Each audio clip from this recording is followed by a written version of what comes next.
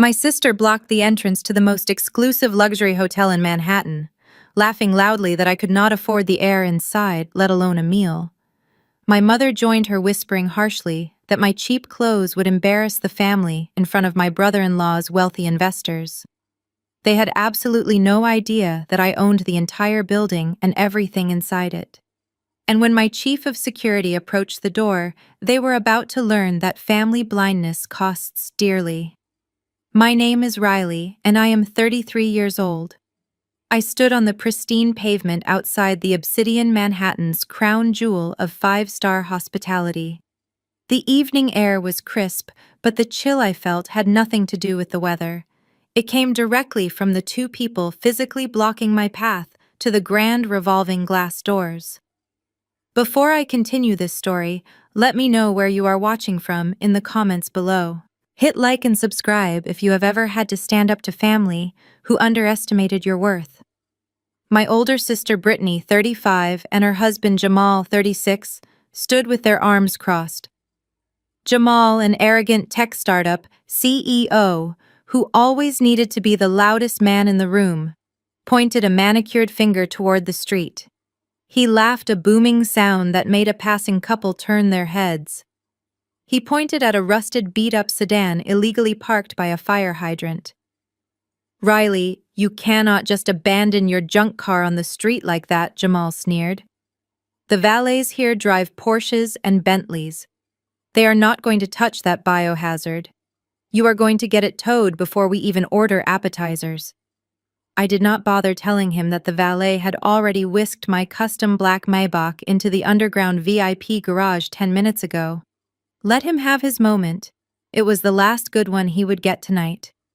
Brittany sighed dramatically, adjusting her designer silk scarf. She looked me up and down with absolute disgust. "I told Mom we should not have invited you," she hissed. "Look at what you are wearing. Jamal is meeting a massive private equity investor tonight to secure millions for his software company.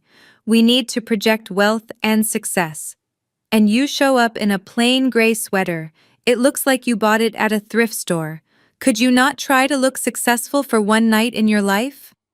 I glanced down at my sweater. It was a rare, unbranded Loro Piana cashmere piece that cost more than her entire heavily branded outfit, but explaining quiet luxury to someone who only understood giant logos was a total waste of breath.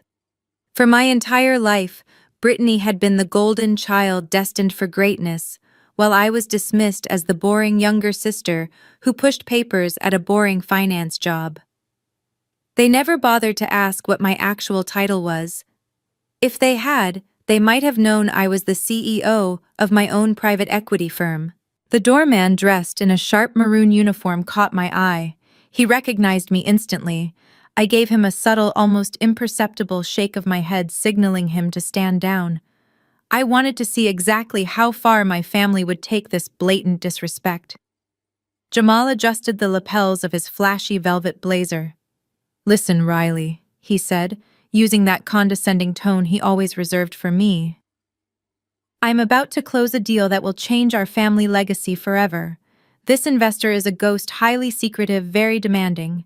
When we go inside, do not speak unless spoken to, do not order anything weird, and please try not to look so pathetic when they bring the wine menu.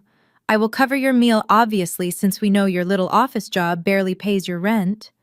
I kept my face completely blank. "My office job pays my rent just fine, Jamal," I replied evenly.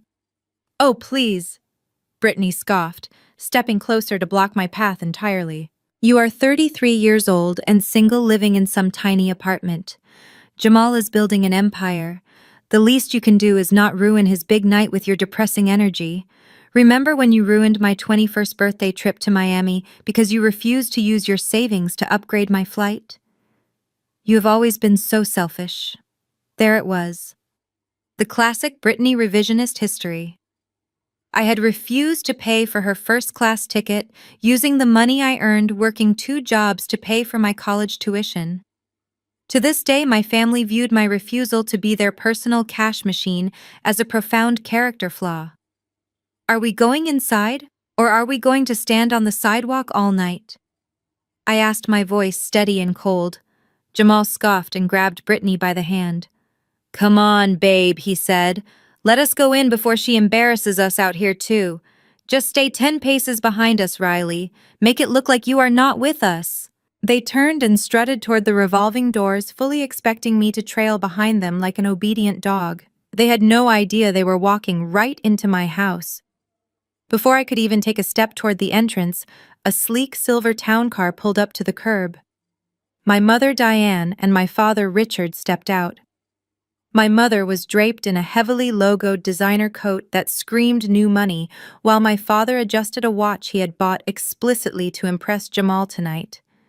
Instead of offering a warm greeting after not seeing me for 3 months, my mother zeroed in on me like a heat-seeking missile.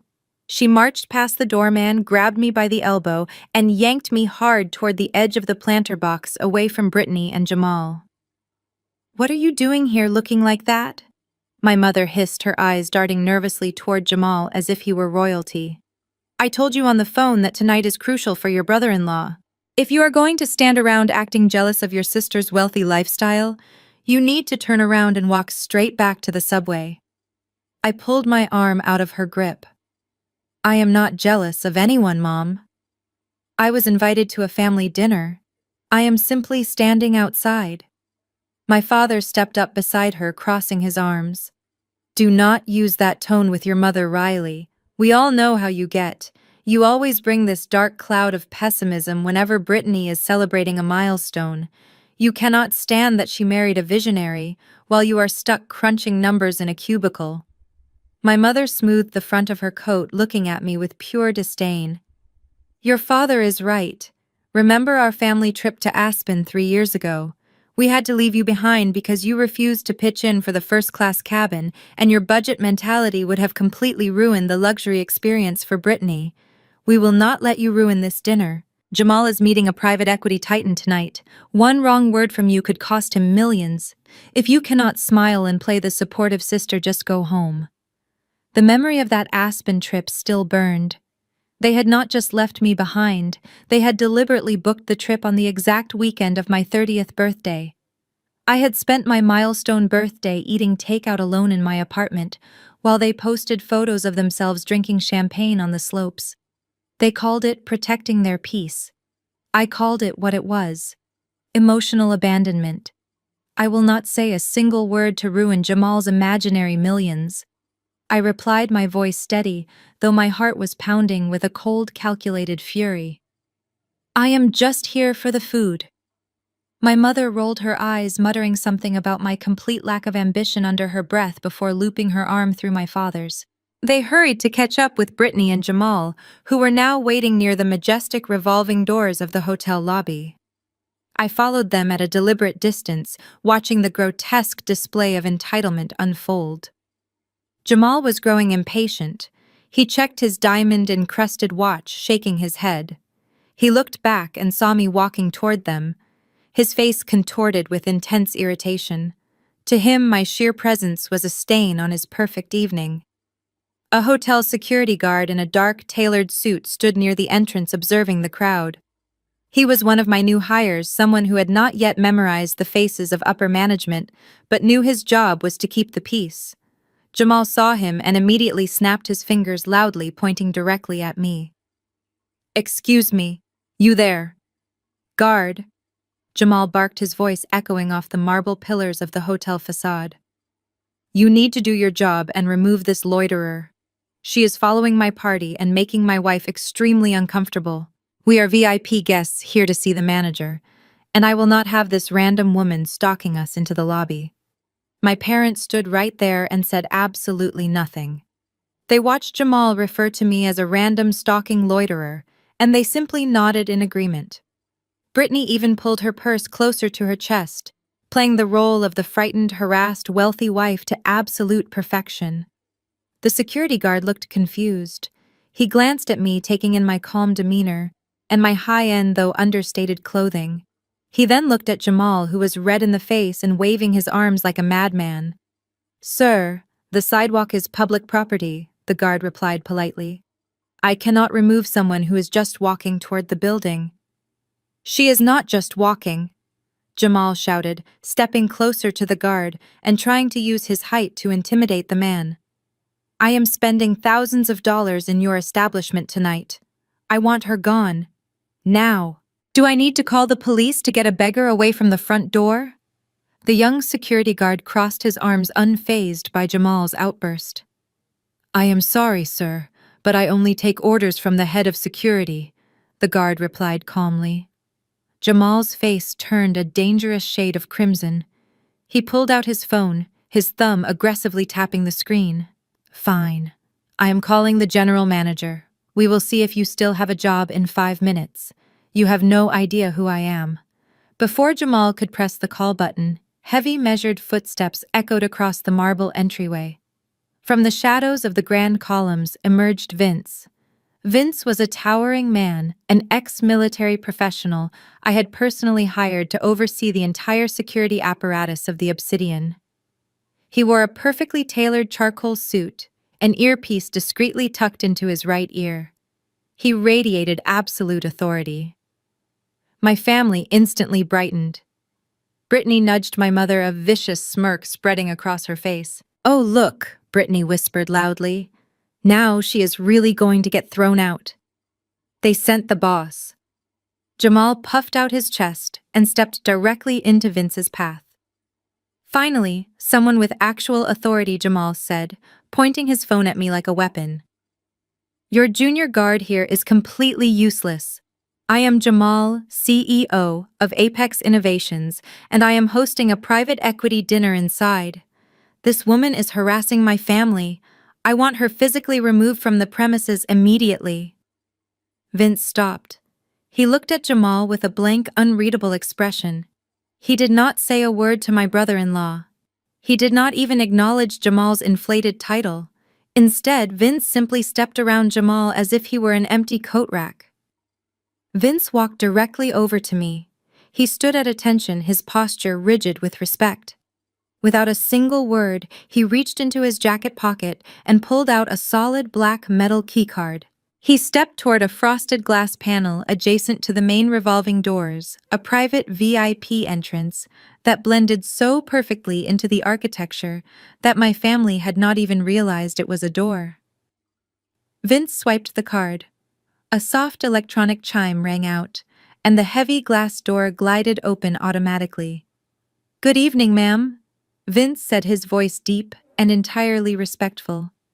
He bowed his head slightly, holding out his hand to guide me inside. We have been expecting you. Right this way. Please let me know if the temperature in the dining room needs adjusting.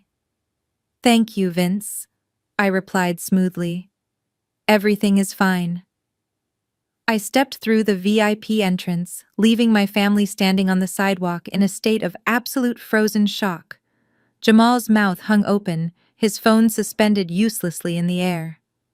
Brittany dropped her designer clutch. It hit the pavement with a sharp thud, but she did not even look down. My parents stared at Vince as if he had just grown a second head. The sheer silence was deeply satisfying. But the shock only lasted for about 10 seconds before the heavy revolving doors spun wildly. Jamal, Brittany, and my parents scrambled into the lobby, desperate to catch up to me. As I walked across the imported Italian marble floors of the main lobby, surrounded by soaring crystal chandeliers and lush velvet seating, the rapid footsteps of my family echoed behind me. True to form, the denial set in almost immediately. Their egos simply could not process what they had just witnessed. He thought you were someone else, Jamal insisted, catching up to walk beside me. His voice was loud, echoing off the high ceilings as he tried to regain control of the narrative. That security guy clearly mistook you for one of the actual VIP guests because you were standing so close to us.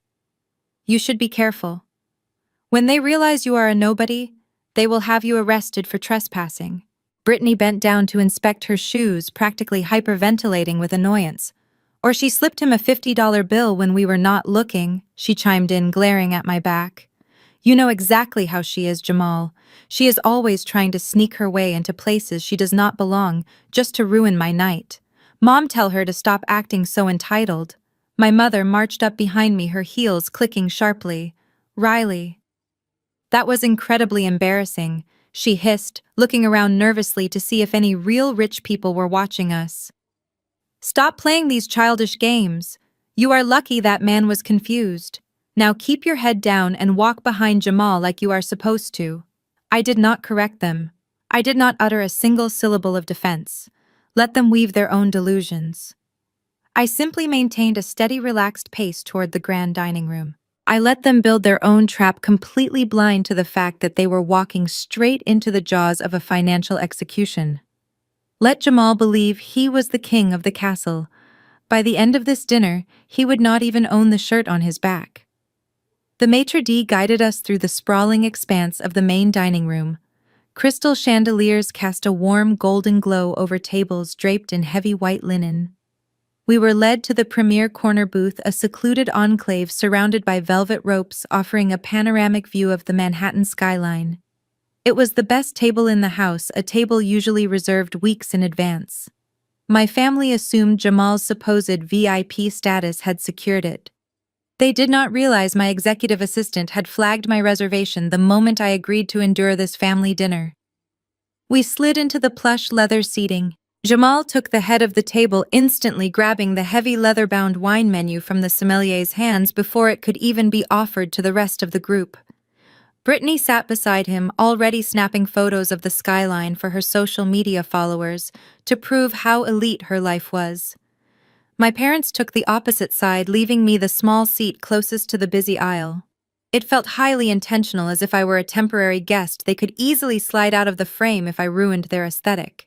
Jamal flipped through the thick pages of the wine list with exaggerated authority, pretending to study the regions. I will take the Chateau Margaux Grand Cru, he announced loudly, his voice easily carrying to the neighboring tables where actual billionaires were quietly dining. And bring the vintage. Do not try to pass off a newer year on me. I know my wine. He then snapped the menu shut, tossed it onto the table, and pointed a finger aggressively at the sommelier. And make sure you put this entirely on my personal tab. The girl in the plain sweater at the end of the table cannot even afford the sales tax on a bottle like this, let alone the actual wine. We do not want her having a massive panic attack when the bill comes. My mother chuckled softly behind her linen napkin, completely endorsing the humiliation. Brittany smirked, not even bothering to look up from her phone screen. The sommelier, a seasoned professional named David, did not write the order down immediately. David knew exactly who I was. He had served me countless times during my private board meetings in the upper penthouse suites. Hearing a guest openly humiliate the sole owner of the hotel made him freeze in his tracks. Instinctively, David shifted his gaze away from Jamal and looked directly at me. He was waiting for my subtle nod, a silent authorization from his boss, to serve a $4,000 bottle of wine to a man acting this volatile and disrespectful. Jamal caught the hesitation. His fragile ego, already on high alert from the incident with the security guard outside, instantly cracked wide open. "Excuse me," Jamal barked, slamming his hand flat on the table. The silver cutlery rattled against the porcelain plates. "Why are you looking at her? I am the one ordering the wine. I am the one paying for the wine. Are you deaf or just completely incompetent at your job?" David took a polite, measured step back, maintaining his professional composure. "I apologize, sir," David said smoothly. "I just wanted to ensure the entire table was comfortable with the selection before uncorking such a rare vintage." Jamal was turning a dangerous shade of purple. "Comfortable. I am the CEO of a major tech firm. I am about to close a multi-million-dollar deal tonight. I could buy this entire restaurant, fire you, and replace you before the appetizers even arrive. Go get the general manager right now." My father leaned in, looking nervous about the scene Jamal was causing. "Jamal, please calm down. Let the boy just fetch the wine," my father pleaded gently, not wanting to draw more attention from the wealthy patrons around us. But Jamal was half standing up now, ready to escalate the situation into a full-blown screaming match. I kept my posture perfectly straight, my hands folded neatly in my lap. I looked up at David and offered a faint, reassuring smile. "It is perfectly fine, David. I said, keeping my voice incredibly calm and steady. Please bring the gentleman the Grand Cru. Let him enjoy it to the absolute fullest. Put it right on his tab. David caught my drift instantly. The tension left his shoulders. He bowed slightly, entirely ignoring Jamal's threat. Right away, ma'am, David replied softly, turning on his heel to retrieve the bottle. Jamal sank back into his chair looking smug, completely unaware that I had just authorized him to hang himself with $4,000 of his own imaginary money.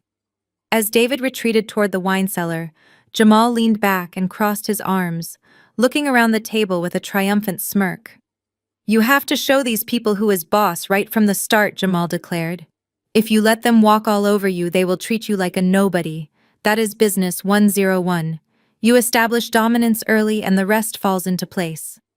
My father Richard nodded vigorously in agreement. He raised his crystal water goblet high in the air, gesturing for the rest of the table to do the same. I want to propose a toast, my father announced, his chest puffed out with second-hand pride. To Jamal. It is truly a blessing to finally have a real businessman in the family, a visionary who understands how the world actually works. It takes a certain kind of genius to secure private equity funding in this economic climate. My mother and sister clinked their glasses against his beaming with absolute adoration. My father then looked directly at me, his smile fading into a look of mild pity. No offense to you, Riley. We know you work hard at your little finance company, but pushing papers around a cubicle for 10 years is not the same as building an empire from the ground up. You women in middle management always think you know everything because you read a spreadsheet. But Jamal is out there taking real risks. You could learn a lot from him tonight if you actually pay attention instead of sulking in the corner. The insult was meant to put me in my place, to remind me of the strict family hierarchy where I was permanently at the bottom. For 10 grueling years, I had worked 80-hour weeks. I had navigated the cutthroat world of corporate finance, orchestrated billion-dollar mergers, and built my firm Apex from a single desk into a financial juggernaut. I had sacrificed holidays, sleep, and personal relationships to achieve absolute financial dominance in Manhattan. And yet, in my father's eyes, I was just a lowly paper pusher, lacking real ambition.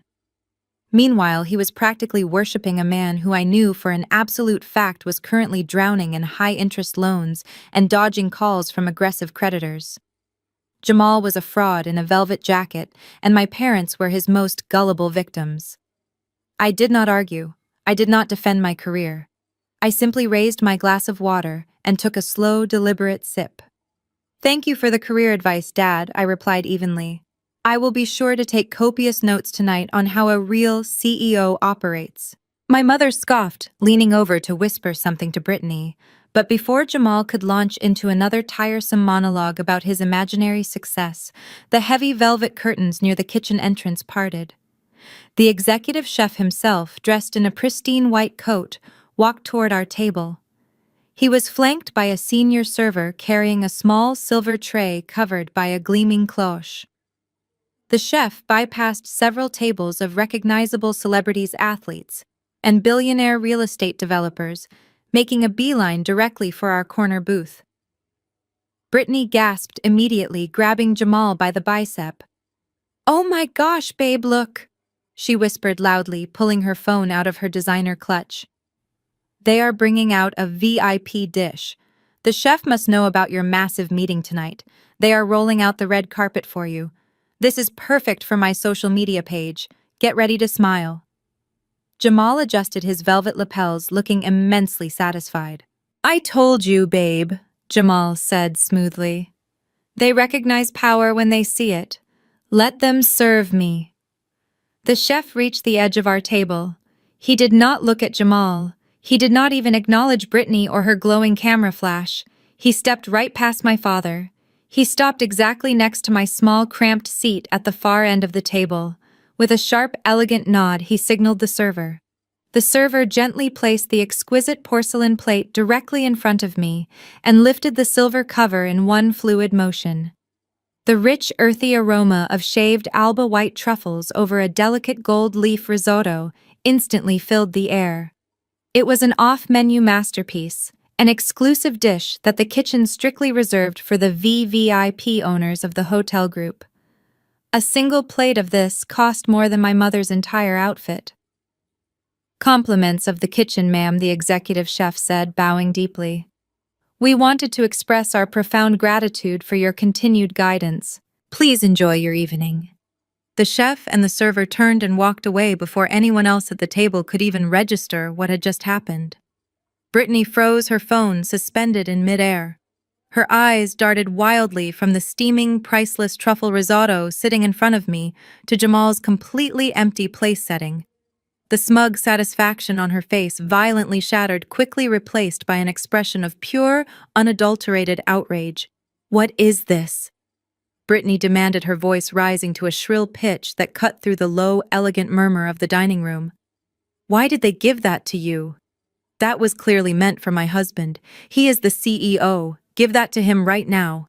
Brittany leaned across the table, her face twisted in a mixture of disbelief and sheer envy. "There is absolutely no way they sent that to you," she hissed, her voice cutting through the elegant ambiance of the dining room. "You are sleeping with someone who works here, are you not? That is the only logical explanation. There is no way a junior finance worker gets a complimentary luxury dish at a place like the Obsidian. You are probably hooking up with that security guy at the front door, or maybe the restaurant manager." "This is completely disgusting, Riley. You are embarrassing our entire family just to get a free meal." My mother gasped immediately, clutching her pearl necklace, as if my supposed indiscretions were a physical attack on her. "Riley, how could you be so cheap?" Diane scolded, her voice dripping with profound disappointment. "If you cannot afford to eat at a place like this, you should have just stayed home. Trading favors for food is beneath us. Now push that plate over to Jamal right this instant. He is the man of the house, and he is the one hosting this dinner. It is only respectful that he gets the chef's special. You do not even appreciate fine dining anyway. Look at you, you do not even know which fork to use for a dish of that caliber. Push it over to Jamal before the food gets cold." I looked down at the steaming plate of gold leaf risotto and shaved Alba white truffles. The aroma was intoxicating, a masterpiece of culinary art. The delicate flakes of real gold shimmered under the crystal chandeliers, emphasizing the sheer exclusivity of the dish. Then I looked at my family. My sister was glaring at me with raw hatred. My mother was demanding I surrender my food to a man who had done nothing but insult me all night, and my father was nodding along, fully expecting me to comply with their insane demands. For 20 years, this was exactly how our dynamic operated. If I had something nice, it automatically belonged to Brittany. If I achieved something great, it was downplayed to protect Jamal's fragile ego. They demanded constant sacrifice from me to fuel their delusions of grandeur. They wanted me small, quiet, and constantly catering to their needs. But tonight was different. Tonight I was not the helpless younger sister they could bully into submission. I was the architect of their impending reality check. I did not push the plate across the table. I did not apologize for receiving it. Instead, I calmly picked up my heavy silver fork. I deliberately cut a generous portion of the creamy risotto, making sure to gather several large shavings of the rare white truffle. "What are you doing?" Brittany shrieked, her eyes widening in absolute horror, as if I were committing a violent crime right in front of her. "Put that down. Mom told you to give it to Jamal. He is the one closing a multi-million-dollar deal tonight, not you." I brought the fork to my mouth and took a slow, deliberate bite. The flavors were extraordinary, rich and earthy, but the absolute shock on my family's faces made it taste even better. I chewed slowly, swallowed, and gently placed my fork back down on the pristine white tablecloth. I picked up my linen napkin, dabbed the corners of my mouth, and finally shifted my gaze directly to my brother-in-law. Jamal was staring at me with his mouth slightly open, completely baffled by my blatant refusal to obey the family hierarchy. He looked like a king who had just been slapped by a peasant. He was so accustomed to my family rolling out the red carpet for him that my simple act of eating my own food seemed like high treason. "Jamal." I said, my voice incredibly calm, slicing through the heavy tension at the table like a freshly sharpened blade. Instead of worrying about who gets to eat my appetizers, you should really be worrying about the 15% default interest rate your company hit last Tuesday. The effect of my words was immediate and catastrophic. The smug, arrogant smirk completely vanished from Jamal's face in an instant. All the color rapidly drained from his cheeks, leaving his skin a sickly ashen gray. He swallowed hard, his Adam's apple bobbing visibly as a cold sweat suddenly broke out across his forehead. For a split second, the mask slipped entirely, and I saw the pure, unadulterated terror of a man who knew his entire fraudulent empire was collapsing around him. The confident tech startup CEO was gone, replaced by a desperate con artist caught in his own web. Brittany blinked, her brow furrowing in deep confusion. She looked from me to Jamal, sensing the sudden shift in his demeanor, but lacking the financial literacy to understand exactly what I had just said. "What default rate?" Brittany asked, her voice losing its aggressive edge and replacing it with genuine panic. "Babe, what is she talking about? You told me the company was doing better than ever. You said we were closing a massive deal tonight and buying that summer house in the Hamptons. What does she mean by a 15% default interest rate? Answer me, Jamal." Jamal scrambled to recover his composure. He forced a loud, incredibly unnatural laugh that sounded more like a choke. He reached out and grabbed his crystal water goblet, his hand trembling so badly that the ice clinked loudly against the glass. He took a frantic sip, spilling a few drops onto his expensive velvet blazer. "It is nothing, babe," Jamal stammered, his eyes darting frantically around the restaurant as if expecting his creditors to leap out from behind the velvet curtains and drag him away. "It is just jealous corporate rumors. You know how these low-level finance workers are. They read some garbage blog post and think they understand high-level private equity. She is just making things up because she is bitter that I am ordering a $4,000 bottle of wine while she has to beg for free appetizers from the hotel staff. Do not listen to a single word she says. My company is completely fine. We are dominating the market." But his explanation was clumsy, and the sheer panic in his eyes told a completely different story. Even my mother looked slightly unsure for a brief moment, her eyes darting between Jamal's sweating face and my perfectly calm demeanor. However, the truth was far too uncomfortable for my family to accept.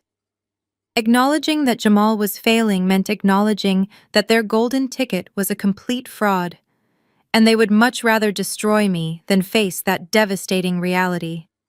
My father, Richard, decided he had heard enough. His face turned a deep, furious red, the veins in his neck bulging against his stiff collar.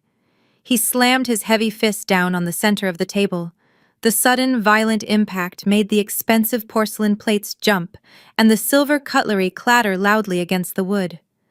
Several heads turned in our direction again, but my father did not care about the public spectacle anymore. He leaned forward, pointing a thick finger directly at my face, his eyes blazing with patriarchal wrath.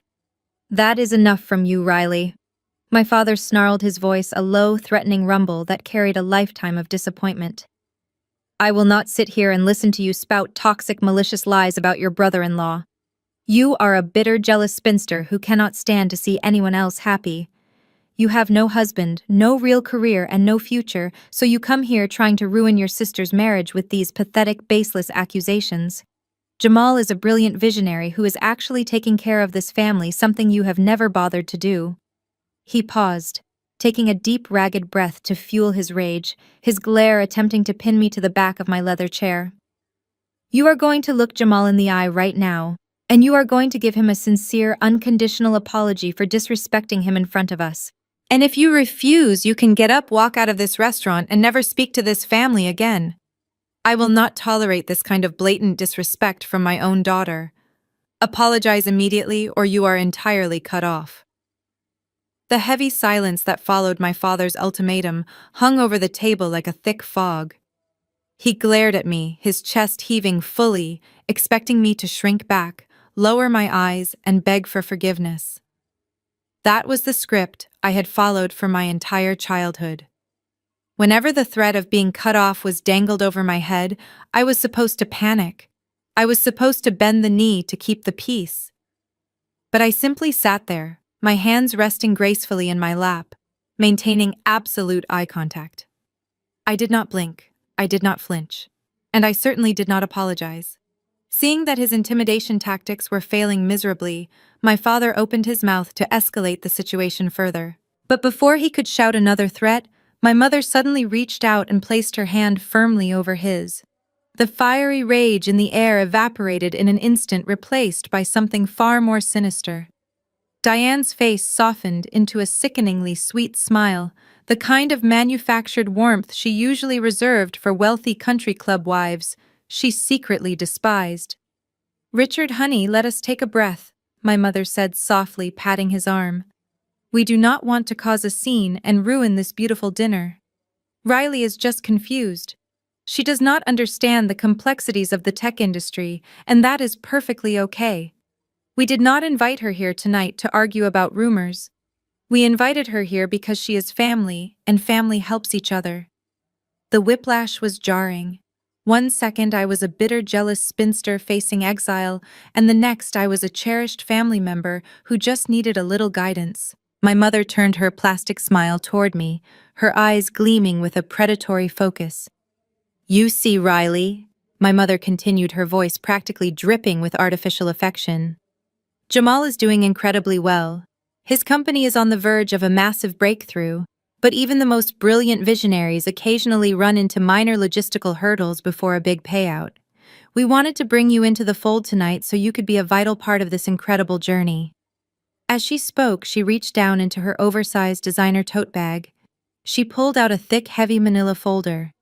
The edges were sharp, the paper completely uncreased. She placed it squarely in the center of the white tablecloth and pushed it past the crystal water glasses, past the untouched bread basket, sliding it directly until it rested right next to my truffle risotto. My father cleared his throat, suddenly shifting from a furious patriarch to a casual, smooth-talking salesman. He leaned forward, resting his elbows on the table, trying to look entirely relaxed. "It is just a standard release form, Riley," my father explained, gesturing vaguely at the folder as if it were a casual dinner menu. "Jamal has this huge private equity deal closing tonight. But to finalize the paperwork, the investors want to see a slightly higher liquidity threshold in his corporate accounts. It is a completely standard bureaucratic requirement. Just a tiny cash flow gap we need to bridge for a few weeks. Nothing to worry about." I glanced down at the bold black lettering printed across the top tab of the folder. I knew exactly what it was before he even finished his sentence. It was the legal documentation for my grandmother's trust fund. When my grandmother passed away, she had specifically bypassed my parents and left a $2 million trust entirely in my name. She knew exactly how financially reckless my parents were, and she wanted to ensure I had a safety net they could not touch. "We need you to sign over the rights to your grandmother's trust fund," my father said, his voice terrifyingly casual. "It is $2 million sitting there doing absolutely nothing. We will transfer it into Jamal's corporate account tomorrow morning to show the investors he has solid liquid assets. Once the new funding clears next month, Jamal will put the money right back. Plus interest, of course. Think of it as a temporary loan to your own sister's future." Brittany nodded enthusiastically, her earlier rage completely forgotten now that the money was on the table. "Exactly," she chimed in, leaning forward with a greedy glint in her eyes. "You do not even need that money right now, Riley. You live in a tiny apartment and barely spend anything. Jamal and I have a lifestyle to maintain, and this new investor is going to make us billionaires. If you sign this right now, we might even let you come to the launch party." I stared at the thick legal document sitting next to my plate. The sheer audacity of their plan was staggering. They had not invited me to dinner to catch up. They had not invited me to celebrate. They had invited me here to extort $2 million to bail out a fraudulent company. I slowly reached out and flipped open the heavy manila cover. The thick stack of papers inside was printed on high-quality legal stock, the kind used by prestigious corporate law firms. I scanned the first page, my eyes quickly absorbing the dense paragraphs of legalese. As the CEO of a private equity firm, I read complex financial contracts for a living. It took me less than 30 seconds to completely dissect what I was looking at, and what I saw made my blood run absolutely cold. These were not just standard release forms. Attached to the back of the packet were copies of preliminary loan applications filed with a major commercial bank. The applications were seeking a massive line of credit for Apex Innovations, Jamal's crumbling tech startup. But Jamal did not have the collateral to secure a loan of that magnitude. Someone else had provided the collateral. I turned to the third page and stared at the signatory line. Right there, printed in dark blue ink, was my name. Riley. But it was not my handwriting. It was a clumsy, desperate forgery. My mind raced as I pieced together the timeline. The dates on the preliminary applications were from 3 weeks ago. My parents had already gone to the bank. They had already presented my grandmother's trust fund as an active asset to secure the initial stages of Jamal's loan. They had forged my signature to bypass the security checks. But the bank's legal department must have flagged the final transfer, demanding an in-person signature or a notarized final release document to actually release the $2 million into Jamal's greedy hands. The sheer scale of the betrayal slammed into me with the force of a freight train. My parents had not just made a poor financial decision, they had committed felony identity theft and wire fraud. They had leveraged my entire future, the only protection my grandmother had left me, to save a man who openly mocked me in public. And now the trap was fully set. They were not sitting here asking me for a favor. They were begging me for a retroactive pardon. If I refused to sign this final release form tonight, the commercial bank would eventually audit the failed loan application. The bank would discover the forged signatures. The authorities would be notified, and my parents would be looking at severe federal prison sentences. They knew exactly what they had done. They were banking on the fact that I would be too weak, too loyal, and too afraid of destroying the family to let them face the legal consequences of their own horrific actions. I looked up from the forged documents. My father was staring at me, beads of sweat forming on his forehead. He knew that I knew. The casual salesman routine had completely vanished from his eyes, replaced by the desperate, cornered look of a man who realized his entire life was hanging by a single thread. But it was my mother who made the next move. Seeing the cold realization wash over my face, Diane immediately switched tactics. Her eyes welled up with tears on command. It was a performance I had seen 1,000 times, perfected over decades of manipulating school principals, neighbors, and my father. She reached across the table, her manicured fingers trembling as she tried to grab my hand. "Riley, please, my mother," whispered her voice cracking with manufactured emotion. "Do not look at us like that. We were in a desperate situation. Jamal had a deadline, and the bank was being so unreasonable with their paperwork. We only did what we had to do to protect this family. Family sacrifices for each other. That is what love is." She pulled a lace handkerchief from her purse and dabbed at her dry eyes. "Brittany needs her husband to succeed." Diane continued, her tone shifting from apologetic to defensive in the blink of an eye. "She is trying to build a family. She has a high-profile life to maintain. You have to understand the pressure we are under. You are single. You have no husband to support, no children to feed. You live alone in a tiny apartment. What do you even need $2 million for anyway? It is just sitting there being wasted while your sister's entire future is on the line." The absolute audacity of her words hung in the heavy air.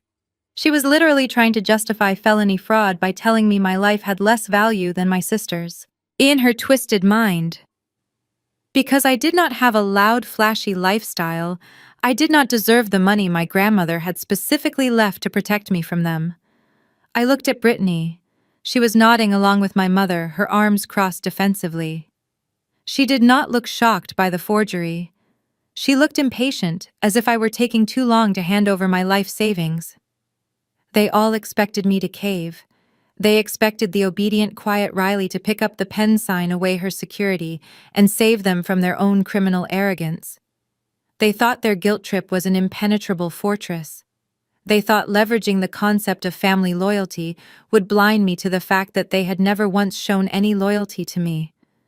My grandmother had warned me about this exact moment on her deathbed. She told me to guard my independence fiercely. Now, staring at the forged signature on the crisp white paper, I finally understood the terrifying depth of her warning. I slowly reached out and placed my hand flat against the open manila folder. The restaurant around us was a symphony of clinking crystal and soft jazz, but at our table the air was thick with suffocating anticipation. They were all holding their breath, waiting for the obedient younger daughter to do what she had always done: cave under pressure, surrender her boundaries to keep the family intact. Instead, I carefully pinched the edge of the heavy cover and flipped it shut. The thick paper made a sharp, definitive smack as it closed over my forged signature. I kept my hand on top of the folder. I looked at my mother, whose fake tears were still glistening on her cheeks. I looked at my sister, whose greedy eyes were locked on the document. I looked at my brother-in-law, who was practically vibrating with desperate entitlement. Finally, I locked eyes with my father. I applied a slight pressure to the cardboard and slid the folder slowly across the smooth white tablecloth. I pushed it past the breadbasket, past the silver salt shakers, until it bumped gently against his crystal water glass. "No," I said. It was a single syllable. It was not shouted. It was not spoken with anger or hesitation. It was delivered with the calm, absolute certainty of a judge handing down a final sentence. For 3 agonizing seconds, nobody moved. The word hung in the air, completely incomprehensible to them. They had spent decades training me to bend, and their brains simply could not process the reality of my refusal. Then the table exploded into absolute chaos. My mother gasped so sharply she nearly choked. Her fake tears vanished instantly, replaced by a contorted mask of pure, vicious rage. "What do you mean, no?" she hissed, her voice dropping an octave into a terrifying guttural growl. "You are not saying no. You do not have the right to say no. We are your family. We are telling you what needs to be done. Pick up that pen right now and sign that paper, Riley." Jamal slammed his hands down on the table, leaning so far forward he was almost hovering over the centerpiece. "Are you out of your mind?" he demanded, spittle flying from his lips. "You are going to ruin my deal. Do you have any idea who I am meeting tonight? I am about to secure millions, and you are going to let this entire empire collapse over a measly $2 million that you do not even use. You are the most selfish, pathetic person I have ever met in my entire life." I did not respond to Jamal. He was a sinking ship, and his panic was just the sound of the water rushing in. My father, however, was a different story. Richard stood up entirely. He towered over the table, his face a dangerous shade of crimson. The polite, smooth-talking salesman was dead. The authoritarian dictator had returned. He pointed a trembling finger directly at my face. "If you walk out of this restaurant without signing that document, you are no longer my daughter," my father roared, no longer caring who heard him in the exclusive dining room. "I will completely disown you. I will cut you out of the will. I will make sure no one in our extended family ever speaks to you again. You will be entirely alone in this world. You will have nothing, and you will be nothing. You are going to sign that paper right now, or you are dead to me. Do you understand?" I looked up at him, my expression entirely unreadable. "You cannot cut me out of a will that has nothing in it, Dad," I replied softly. "And being dead to you sounds like a massive promotion." That was the breaking point for Brittany. My sister let out a piercing, hysterical shriek. She grabbed her heavy crystal water goblet, which was filled to the brim with ice and sparkling water. Without a second of hesitation, she hurled the contents violently across the table directly at me. The freezing water hit me square in the chest. Ice cubes struck my collarbone and tumbled down into my lap, clattering loudly against the expensive porcelain plate. The icy liquid soaked instantly through my rare cashmere sweater, chilling my skin and dripping down the edge of the leather chair onto the marble floor. Brittany stood there, chest heaving, the empty glass clutched in her white-knuckled grip. "Sign the paper, you ungrateful little brat," she screamed. The entire dining room had gone dead silent. Dozens of wealthy patrons and hotel staff were now staring directly at our table. My family stood around me, panting with rage, waiting for me to cry. They expected me to jump up in shock, to break down in tears of humiliation, to finally shatter under the weight of their combined abuse. I did not flinch. I did not gasp when the freezing water hit my skin. I did not even break eye contact with my sister. I remained perfectly seated, my hands still folded elegantly in my lap. I slowly blinked, letting a single drop of water roll down my cheek. The absolute silence stretched on, heavy and suffocating. They had fired their best shot, and I had not even blinked. The power dynamic had permanently shifted, and they were completely terrified.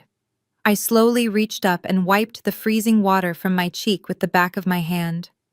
I picked up my pristine white linen napkin and deliberately dabbed at the soaked collar of my cashmere sweater. The quiet scrape of my chair sliding back slightly was the only sound in the suffocating silence. I looked directly at Jamal, bypassing my sister entirely. "You want to talk about family sacrifices, Jamal?" I began, my voice carrying a lethal calmness that echoed across the table. "You want to talk about bridging a tiny cash flow gap for your brilliant tech empire? Let us talk about where your current funding actually went. Because I assure you it did not go into software development." Jamal swallowed hard. His eyes darted nervously toward my father, who was still standing, his hand frozen mid-air. "What are you talking about?" Jamal stammered, his voice lacking all of its previous booming authority. "You do not know anything about my company." "I know everything about your company," I replied smoothly. "I know that over the last 6 months, Apex Innovations has produced exactly 0 lines of viable code. You have no beta product. You have no engineering team. But you do have expenses. Massive, glaring expenses. For instance, the 2 brand new sports cars you purchased under the company name, a matte black Lamborghini and a custom Porsche, both currently sitting in a private garage that costs $3,000 a month to rent." Brittany dropped the empty water goblet. It clattered against her porcelain plate. "A Lamborghini," she whispered, her voice trembling. "You told me we were leasing a sensible sedan for client meetings. I did not stop there." I leaned forward, resting my elbows on the table, locking my gaze onto Jamal's sweating face. "And let us not forget the real estate investments," I continued mercilessly. "You signed a 2-year lease on a luxury penthouse condo in Tribeca. Rent is $18,000 a month, paid directly from the corporate account. But you do not use it as an office, do you, Jamal? You use it to house a 22-year-old social media influencer named Lexi. You even used the corporate credit card to buy her a $60,000 diamond tennis bracelet last Tuesday. The exact same Tuesday your company officially defaulted on its high-interest loans." Brittany let out a guttural sob. "A diamond bracelet," she choked out, looking down at her own bare wrists. "You told me we had to tighten our budget this month for the upcoming launch. You told me I could not buy the winter boots I wanted because the company needed every single dime." My father looked like he was going to be physically sick. The tyrannical rage from moments ago was entirely gone, replaced by the sheer paralyzing terror of a man realizing his entire life savings were gone. "You rented a penthouse for a girl," Richard whispered, his voice shaking. "I mortgaged my retirement home to secure your credit line. I forged my own daughter's signature to keep you afloat. And you bought sports cars." Jamal realized he was losing his most gullible investors. He had to deflect, and he had to do it violently. "That is a lie," Jamal shouted, his voice cracking. He slammed both of his hands onto the table and pushed himself up, knocking his heavy leather chair backward. It hit the floor with a loud crash. He was frantic, a cornered animal, realizing all the exits were sealed. "She is lying. She hacked my accounts. This is a federal crime. She is trying to destroy my reputation with fabricated corporate espionage because she has always been jealous of us." He was pointing at me, his finger trembling uncontrollably. Do not listen to a word she says, Brittany. She is a psychotic, jealous spinster. She paid someone to hack into my private servers to steal my financial data. That is illegal. I am going to have her thrown in federal prison for this. Jamal was practically hyperventilating. His eyes wildly scanned the room, desperately looking for an authority figure to rescue him from his own collapsing lies. He spotted the restaurant manager standing near the entrance of the VIP section. It was Mr. Cohen, the man who had authorized the $4,000 bottle of wine earlier. Manager Jamal bellowed, waving his arms frantically to get the man's attention. "Manager, get over here right now. I need security immediately." Several nearby diners stopped eating entirely, openly watching the spectacle unfold. My father sank back into his chair, looking like a deflated balloon, his eyes fixed blankly on the forged trust fund documents still sitting on the table. He was slowly doing the math, realizing the absolute catastrophe he had created for himself. "This woman is a corporate spy!" Jamal screamed as Mr. Cohen began walking swiftly toward our table. "She has illegally accessed my private financial records. She is harassing a VIP guest. I demand that you call the police and have her forcibly removed from this hotel. If you do not throw her out onto the street this very second, I will sue this entire establishment for every penny it is worth. I will have your job. Get her out of my sight." I did not move. I did not attempt to defend myself against his wild accusations. I simply sat there, my clothes soaking wet, my hands perfectly still, waiting for the final piece of the trap to snap shut. Jamal thought he was summoning a bouncer to throw out a peasant. He had absolutely no idea he had just summoned my employee to execute his ultimate financial ruin. Mr. Cohen approached our table with swift, measured steps. His expression was a perfect mask of professional courtesy, giving absolutely nothing away. Jamal stood taller, adjusting his velvet blazer, preparing to deliver the final blow that would see me humiliated and dragged out of the dining room. But before Jamal could utter another command to my manager, my father suddenly intervened. Richard had been staring at the table, his mind spinning from my revelations about the sports cars and the penthouse. For a moment I thought he might actually hold Jamal accountable. I thought the sheer financial terror of losing his retirement might finally override his desperate need to impress his son-in-law. But I had underestimated the toxic pride of a narcissist. Admitting that he had been conned by Jamal meant admitting that he was a fool. It meant admitting that I, the daughter he despised, was right all along. And Richard would rather lose everything than ever admit I was right. "Wait," my father barked, holding up his hand to stop Mr. Cohen from speaking. "This is a family matter. We do not need security. We just have a jealous daughter who is trying to cause a scene because she cannot stand her sister's success." Jamal looked surprised, but quickly adapted, sensing that my father was about to double down on his delusion. "Exactly," Jamal chimed in, glaring at me. "She is just spewing venom. She knows nothing about my business operations. Apex Innovations is rock solid, and anyone who says otherwise is a liar." My father nodded frantically. He looked at Jamal, his eyes wide with a manic, desperate energy. "I know you are rock solid, Jamal," my father said, his voice trembling slightly. "I know these are just lies. You are a visionary, and I am going to prove to this bitter girl right now that my faith in you is absolute. I am not going to let her malicious rumors ruin this dinner or your massive deal tonight." Richard reached into the inner pocket of his suit jacket and pulled out a heavy gold fountain pen. He grabbed the thick manila folder that contained the forged trust documents. He flipped it over to the blank back cover and slammed it onto the table directly in front of him. Diane watched him, her eyes wide with confusion. "Richard, what are you doing?" she asked nervously. "I am putting an end to this nonsense once and for all," he declared loudly, making sure I was watching his every move. He uncapped the gold pen and began to write furiously across the heavy cardboard surface. He spoke the words aloud as he wrote, ensuring every single person at the table heard the legal terms he was drafting. "I, Richard, do hereby unconditionally pledge the full equity of my primary residential property located in Fairfield as collateral to secure any and all current corporate debts held by Apex Innovations." He paused, his pen scratching loudly in the silent dining room. I offer this promissory note as a guarantee of my absolute faith in the solvency and leadership of my son-in-law Jamal. This pledge is legally binding and supersedes any previous financial arrangements. Brittany gasped, her hands flying to her mouth. "Oh my gosh, Dad," she breathed, looking at him as if he were a superhero. "That is so generous. You are amazing." Jamal's eyes lit up with predatory greed. The panic from moments ago vanished, replaced by a smug, victorious grin. He looked at me, his chest puffed out fully, believing he had just won the ultimate victory. "See that?" Riley Jamal sneered.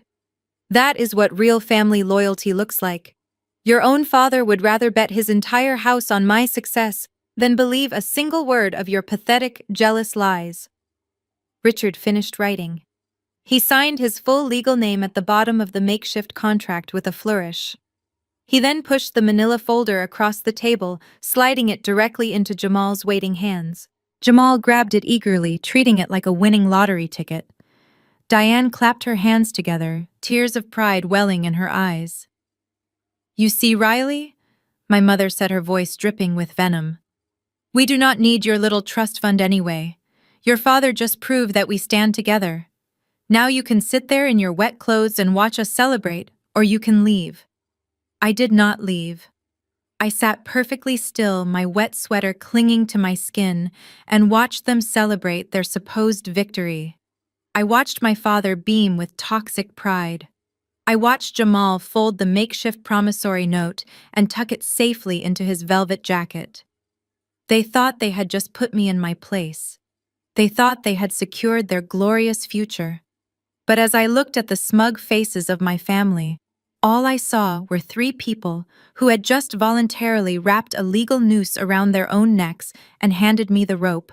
By signing that paper, my father had just legally transferred his last remaining asset directly into Jamal's toxic debt pool, and he had done it right in front of the very person who owned that exact debt.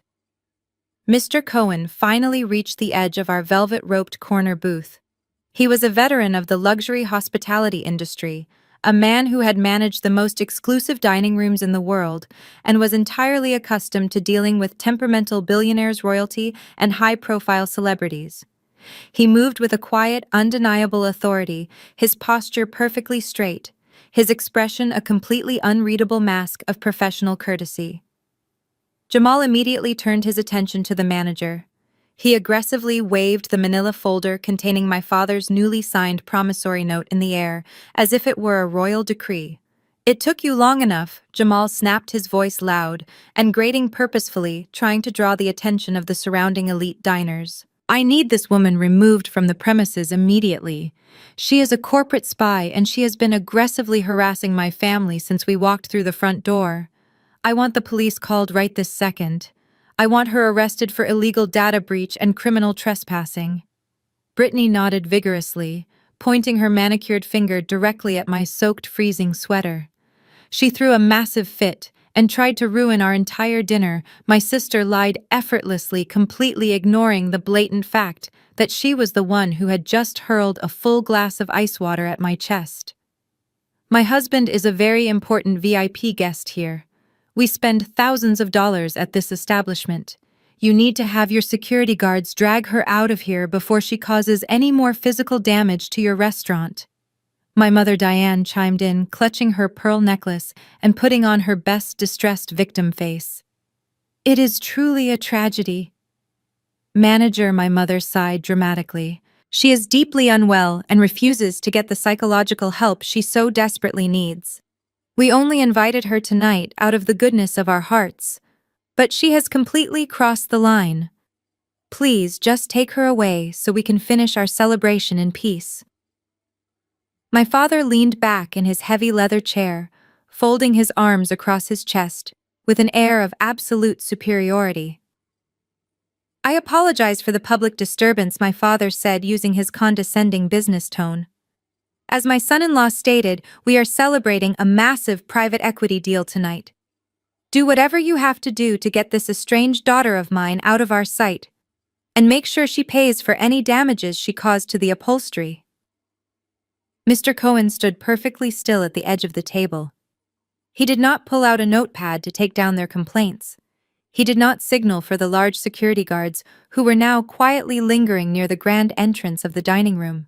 He did not even offer a polite nod of acknowledgement to Jamal, Brittany, or my parents. The heavy silence stretched for several agonizing seconds.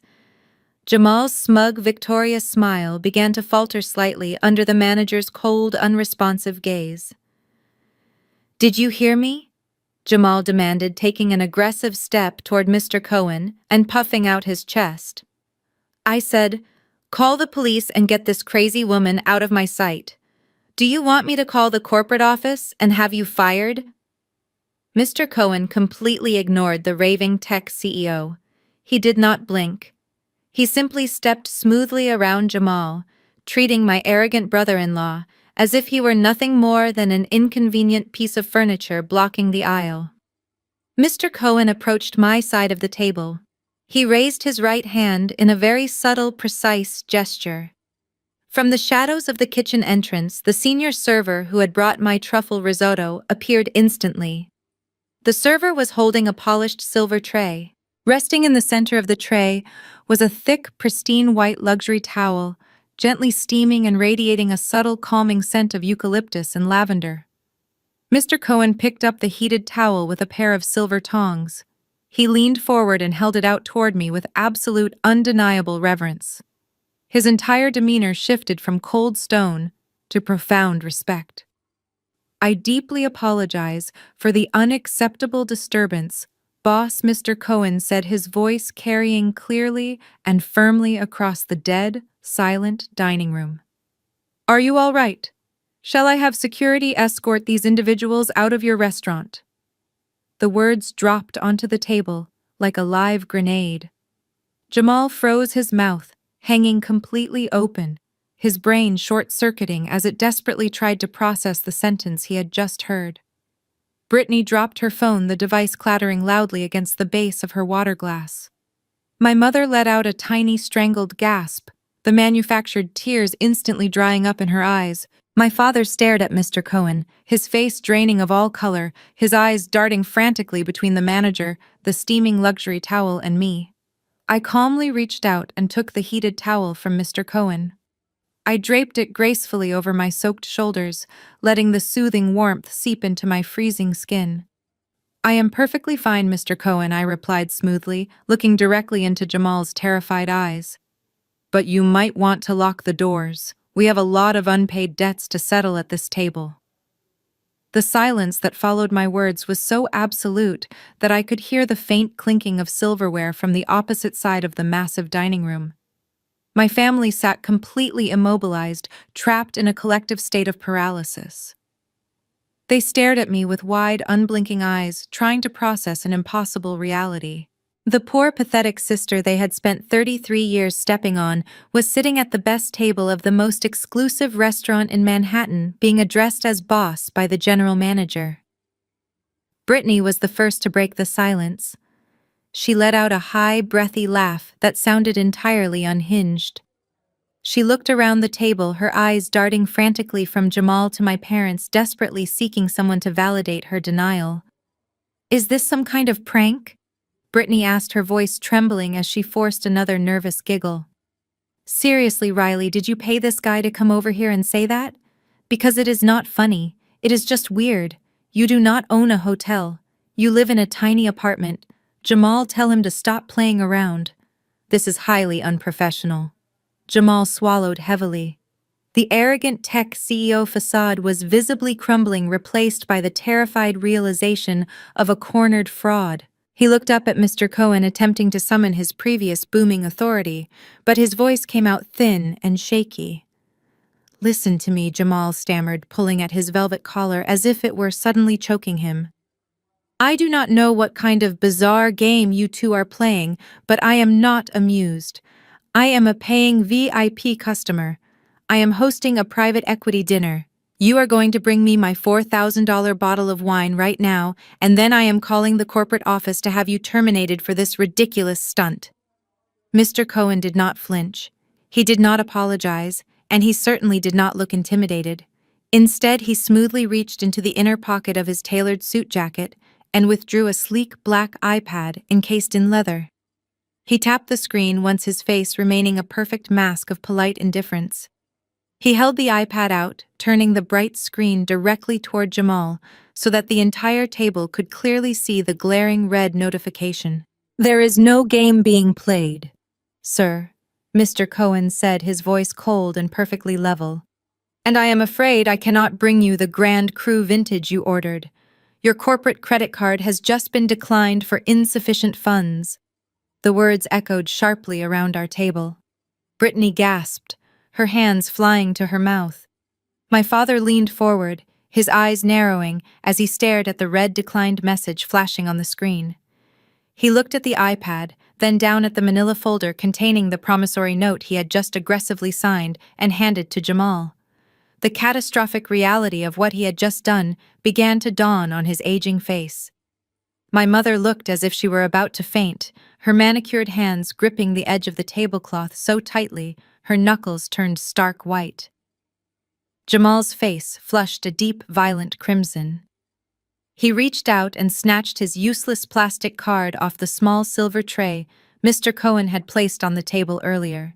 "That is impossible," Jamal hissed, his voice cracking with sheer panic. "It is a bank error. My company has millions in active capital." "Run it again. Or run it under my personal name. Do you know who I am?" Mr. Cohen retrieved his iPad, holding it casually at his side. "I know exactly who you are, sir," Mr. Cohen replied, completely unfazed by Jamal's desperate outburst. "You are a guest who has attempted to purchase luxury items without the necessary capital. We have run the card 3 times. The bank has officially frozen the account due to severe delinquency." Jamal slumped back into his chair, the fight completely draining out of him. He looked like a deflated balloon. Brittany stared at him, horror washing over her features as the reality of my earlier warnings finally began to set in. The sports cars, the penthouse, the influencer, all of it was suddenly clicking into absolute place. And for the record, Mr. Cohen added, his voice slicing through their collective shock like a scalpel. "You cannot call the corporate office to have me terminated. The corporate office is located on the penthouse floor of this very building.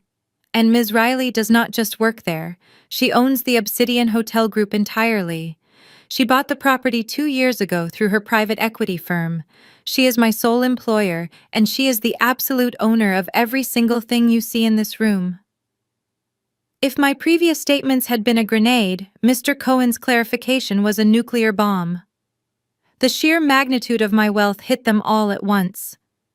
My father's jaw actually dropped open.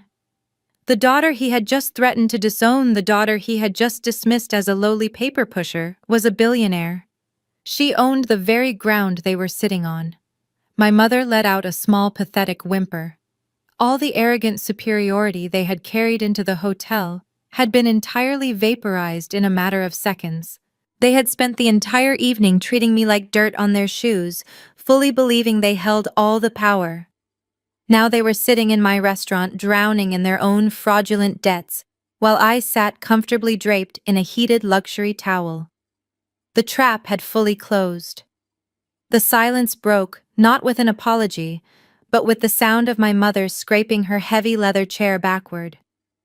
Diane stood up so fast she nearly knocked over her crystal water glass. The absolute horror on her face instantly morphed into something far more grotesque. It was a look of pure, unadulterated greed. Her brain had completely bypassed the fact that they had just spent 2 hours verbally abusing me. She had erased the memory of Brittany throwing ice water on my chest. She looked at me not as a daughter she had wronged, but as a winning lottery ticket she had just found lying on the pavement. "Oh my goodness, Riley!" My mother shrieked, her voice echoing with a sickeningly sweet pitch that made my skin crawl. She practically lunged across the table, her arms outstretched, aiming to wrap me in a tight, suffocating hug. A hotel owner. My own daughter owns the Obsidian. Why on earth did you not just say so from the very beginning? You have been holding out on us, you naughty girl. I stood up and took a swift, deliberate step backward, letting the heated luxury towel drape securely over my soaked shoulders. I completely avoided her embrace. She grasped at empty air, her heavy diamond rings flashing under the warm glow of the chandeliers. She did not even seem to care or notice that I had physically rejected her affection. Her wide eyes were already darting around the opulent dining room, mentally calculating the net worth of the imported marble pillars, the velvet drapery, and the elite clientele sitting around us. "This changes absolutely everything," Diane declared, clapping her hands together and turning to look at Jamal and my father. "Richard, do you hear this? We do not need to worry about those aggressive bank loans anymore. Riley is rich. Riley, sweetheart, this is perfect timing. You can just go down to the hotel register right now and pull out whatever cash Jamal needs to clear his debt. Or just write a business check from the hotel account. You own the place, so it is basically your personal piggy bank. Family saves family, right?" The sheer arrogant ignorance of her statement was astounding. She genuinely believed a multi-billion-dollar international hotel group operated like a neighborhood lemonade stand. She thought I could just reach into a cash drawer and casually hand over millions of dollars to a man who had spent the entire evening publicly berating me. Her entitlement was a bottomless pit completely devoid of shame or self-awareness. Brittany was still staring blankly at her phone, her mind desperately trying to reconcile the fact that the sister she had bullied and belittled her entire life was now infinitely more powerful and wealthy than she could ever hope to be. But Jamal, Brittany whimpered, looking over at her husband with tear-filled eyes. "You said she was just a paper pusher. You said we were the successful ones. You promised me we were going to be billionaires." Jamal could not even look at his wife. He was staring down at his empty plate, his chest heaving rapidly, trapped in a terrifying nightmare of his own making. The arrogant swagger was entirely gone. The fake tech visionary was dead, leaving only a panicked man facing absolute financial ruin and public humiliation. I looked back at my mother, who was still smiling expectantly, waiting for me to pull out a checkbook and magically solve all of their self-inflicted problems. The smile on her face was the exact same manipulative smile she used when she forced me to give up my childhood bedroom so Brittany could have a walk-in closet. It was the smile of a predator who expected her prey to willingly walk into the trap. "I am not your piggy bank, Mom," I said, my voice dropping the temperature in the room by another 10 degrees. "And I am certainly not bailing out a man who uses corporate funds to rent penthouses for a 22-year-old girl. You made your choices. Now you get to live with the consequences." I turned my attention away from my mother and her shocked, gaping mouth. I looked directly at Mr. Cohen. The seasoned manager stood at attention, his hands clasped neatly behind his back, waiting for my final directive. He had witnessed the entire grotesque display of family toxicity, and his professional disdain for my relatives was palpable even beneath his polished exterior. "Mr. Cohen," I said calmly, adjusting the warm eucalyptus-scented towel around my neck, "please bring the final bill for this table immediately. Charge the $4,000 bottle of wine and the $2,000 worth of food directly to my father's credit card. Do not apply a single courtesy discount." Richard jolted in his heavy leather seat as if he had been struck by lightning. "What?" my father gasped, his face turning a sickly shade of pale. "Riley, you cannot do that. You just said you own the entire place. You cannot make me pay $6,000 for a single dinner. I just pledged my house to Jamal. I do not have that kind of liquid cash right now." "I can, and I am," I replied smoothly. "You are the one who ordered the premium food, Dad. You are the one who proudly toasted to Jamal's brilliance. Consider this massive bill a celebration tax for your golden child." I looked back at the manager, making sure my instructions were absolute. "Mr. Cohen," I continued, my voice unwavering and sharp, "run my father's card for the full $6,000. If the card bounces, or if he attempts to dispute the charge in any way, do not hesitate. Lock the dining room doors and call the police immediately. Have them all arrested for theft of services." Mr. Cohen bowed his head slightly in acknowledgement of my command. "Understood, boss," he replied smoothly. He turned his attention to my father, extending his hand, palm up, waiting for the payment. Richard sat completely frozen. His hand hovered over his chest pocket, where he kept his wallet. He looked around the dining room. The surrounding tables, which had previously been trying to politely ignore our loud family, were now openly staring. Wealthy socialites, tech investors, and real estate magnates watched with undisguised fascination as a man who had been screaming threats just minutes ago was now being forced to pay up. Every single eye in the room was locked on his trembling hands.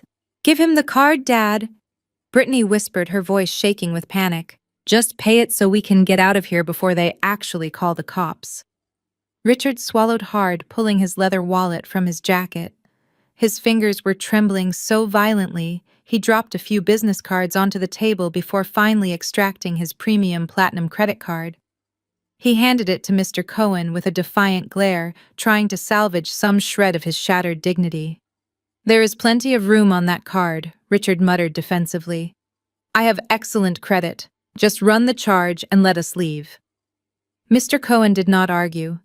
He retrieved a sleek portable payment terminal from his jacket pocket.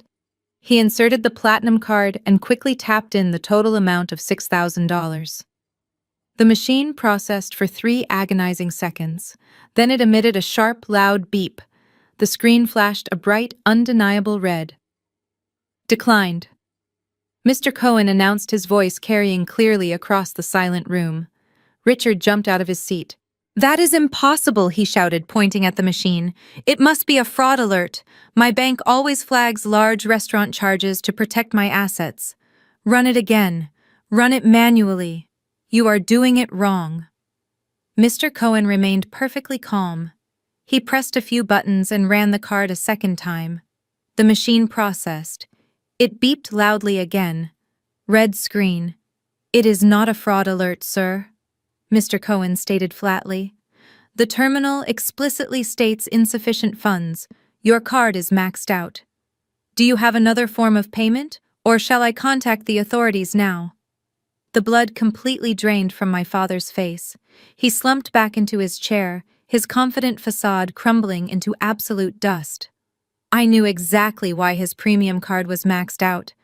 He had been quietly paying the minimum balances on all his accounts for months, secretly siphoning his liquid cash to cover the initial fraudulent loans for Jamal's fake tech company. He had drained his own financial lifeblood to protect a con artist, and now he could not even afford to pay for his own dinner. The patriarch who demanded absolute respect from everyone was officially broke. My mother covered her face with her hands, letting out a low, humiliated sob. "We are going to jail," Diane cried, rocking back and forth in her chair. "We cannot pay. They are going to arrest us right here in front of everyone." While my parents spiraled into a state of total panic, I noticed movement at the head of the table. Jamal was slowly standing up. He kept his eyes locked on the floor, sliding his chair back as quietly as possible. He adjusted his velvet blazer, trying to look casual as he stepped away from the booth. "Where are you going, Jamal?" Brittany asked, her voice shrill and desperate. "You cannot leave us here. You have to pay this. You said you were a millionaire. I just need to make a quick phone call." Jamal lied smoothly, not looking his wife in the eye.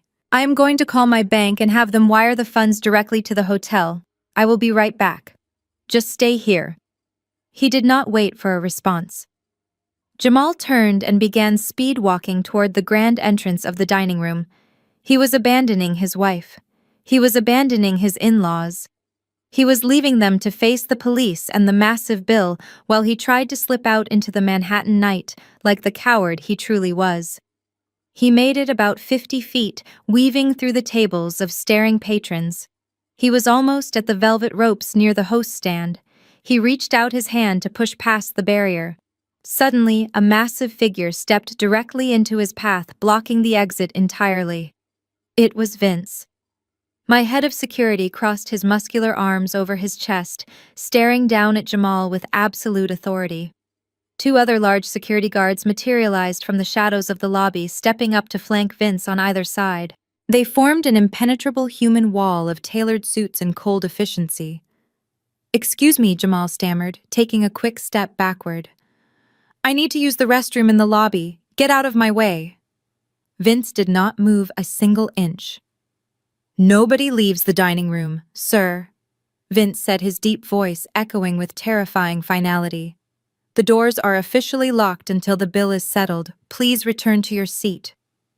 Jamal looked frantically toward the side exits, but 2 more guards had already moved to block those doors as well. He was completely trapped.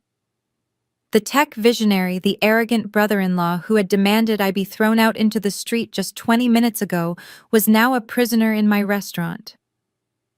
He slowly turned around, facing the long walk of shame back to our table, his absolute defeat broadcasted to the entire room. Every step he took back toward us was heavy, with the realization that his empire of lies had completely collapsed. There was no escape. Jamal dragged his feet across the imported Italian marble floor. The confident stride of the arrogant tech CEO had completely evaporated, replaced by the heavy shuffling steps of a condemned man walking to the gallows. He reached our corner booth and collapsed into his leather chair. He did not look at Brittany. He did not look at my parents. He kept his eyes fixed firmly on his empty porcelain plate, his hands trembling violently in his lap. What happened? Brittany demanded, her voice a frantic, desperate whisper. Did you call the bank? Are they wiring the money? Jamal, say something right now. He opened his mouth to speak, but no words came out. He was completely paralyzed by the sheer magnitude of his public ruin. My father was staring at Jamal with a mixture of profound disgust and rising panic. The $6,000 restaurant bill was still sitting on the silver tray in Mr. Cohen's hands, a ticking time bomb waiting to explode. Before the silence could stretch any further, the heavy velvet curtains near the VIP entrance parted once again. A woman in a sharply tailored navy blue suit walked into the dining room. It was my executive assistant, Claire. She moved with absolute purpose, her heels clicking rhythmically against the floor. She ignored the stares of the wealthy patrons and bypassed the security guards, making a beeline directly for our table. In her right hand, Claire carried a sleek, heavy black leather briefcase. It was not a standard corporate bag. It was the kind of reinforced locked case used to transport highly sensitive financial data and final legal notices. My mother watched Claire approach, her eyes widening in confusion. "Who is this now?" Diane muttered, her voice trembling as she clutched her pearl necklace. "What is going on here, Riley?" I did not answer my mother. Claire reached my side of the table. She gave me a brief, respectful nod. "Good evening, boss," Claire said calmly. "I have the finalized paperwork you requested. The forensic audit is complete, and the legal team has signed off on all the required actions for tonight." "Thank you, Claire," I replied smoothly. "You can set it right here." Claire placed the heavy leather briefcase squarely on the white tablecloth, right next to the plate of cold truffle risotto my family had demanded I surrender earlier. She took a step back and stood quietly at attention. I reached out and rested my hands on the cool leather. I slowly pushed my thumbs against the twin polished silver latches. The sharp metallic click of the lock springing open echoed loudly in the tense silence of our booth. I lifted the lid back. Inside, nestled in dark velvet compartments, were several thick stacks of legal documents. But these were not standard contracts or investment proposals. The top page of every single stack was stamped with heavy, glaring red ink. The words "default foreclosure" and "asset seizure" were printed in massive letters across the pristine white paper. I reached in and pulled out the thickest stack of documents, dropping it onto the table with a heavy thud. Jamal stared at the red stamps. His breathing became erratic, his chest heaving as if the air had been suddenly sucked out of the room. He looked from the papers to the open briefcase, and that was when his eyes locked onto the interior lid. Embossed directly into the black leather in crisp silver lettering was a corporate logo, a sleek geometric mountain peak with a single word printed beneath it: Apex. "You have been bragging a lot tonight about a massive deal, Jamal," I said, my voice completely devoid of any sympathy. "You proudly told my father that you were meeting a highly secretive, incredibly wealthy private equity titan tonight. A mystery investor who was going to inject millions of dollars into your failing startup and save you from the massive high-interest hard money loans you defaulted on last week. Jamal could not speak. He just stared at the silver logo, his mouth opening and closing like a fish out of water. Brittany looked at the briefcase, then at Jamal. Apex Private Equity. She read aloud, her voice shaking with terror. That is the firm. That is the firm Jamal has been trying to contact for months. He said they were the only ones who could bail us out. I reached out and slowly turned the briefcase so the embossed logo was facing Jamal directly. You were right about one thing, Jamal, I said, leaning forward. Apex Private Equity is a massive firm. We control billions of dollars in commercial real estate and distressed corporate debt across the eastern seaboard. But you were entirely wrong about everything else. There is no mystery investor coming to save you tonight. My father leaned forward, his face completely pale, his eyes locked on the red-stamped foreclosure documents. Riley, what does this mean? Richard asked, his voice a hollow, terrified rasp. It means, I replied smoothly, looking right into Jamal's terrified eyes, that I am the founder, CEO, and majority shareholder of Apex Private Equity. You did not come here tonight to meet a savior. You came here to meet your executioner.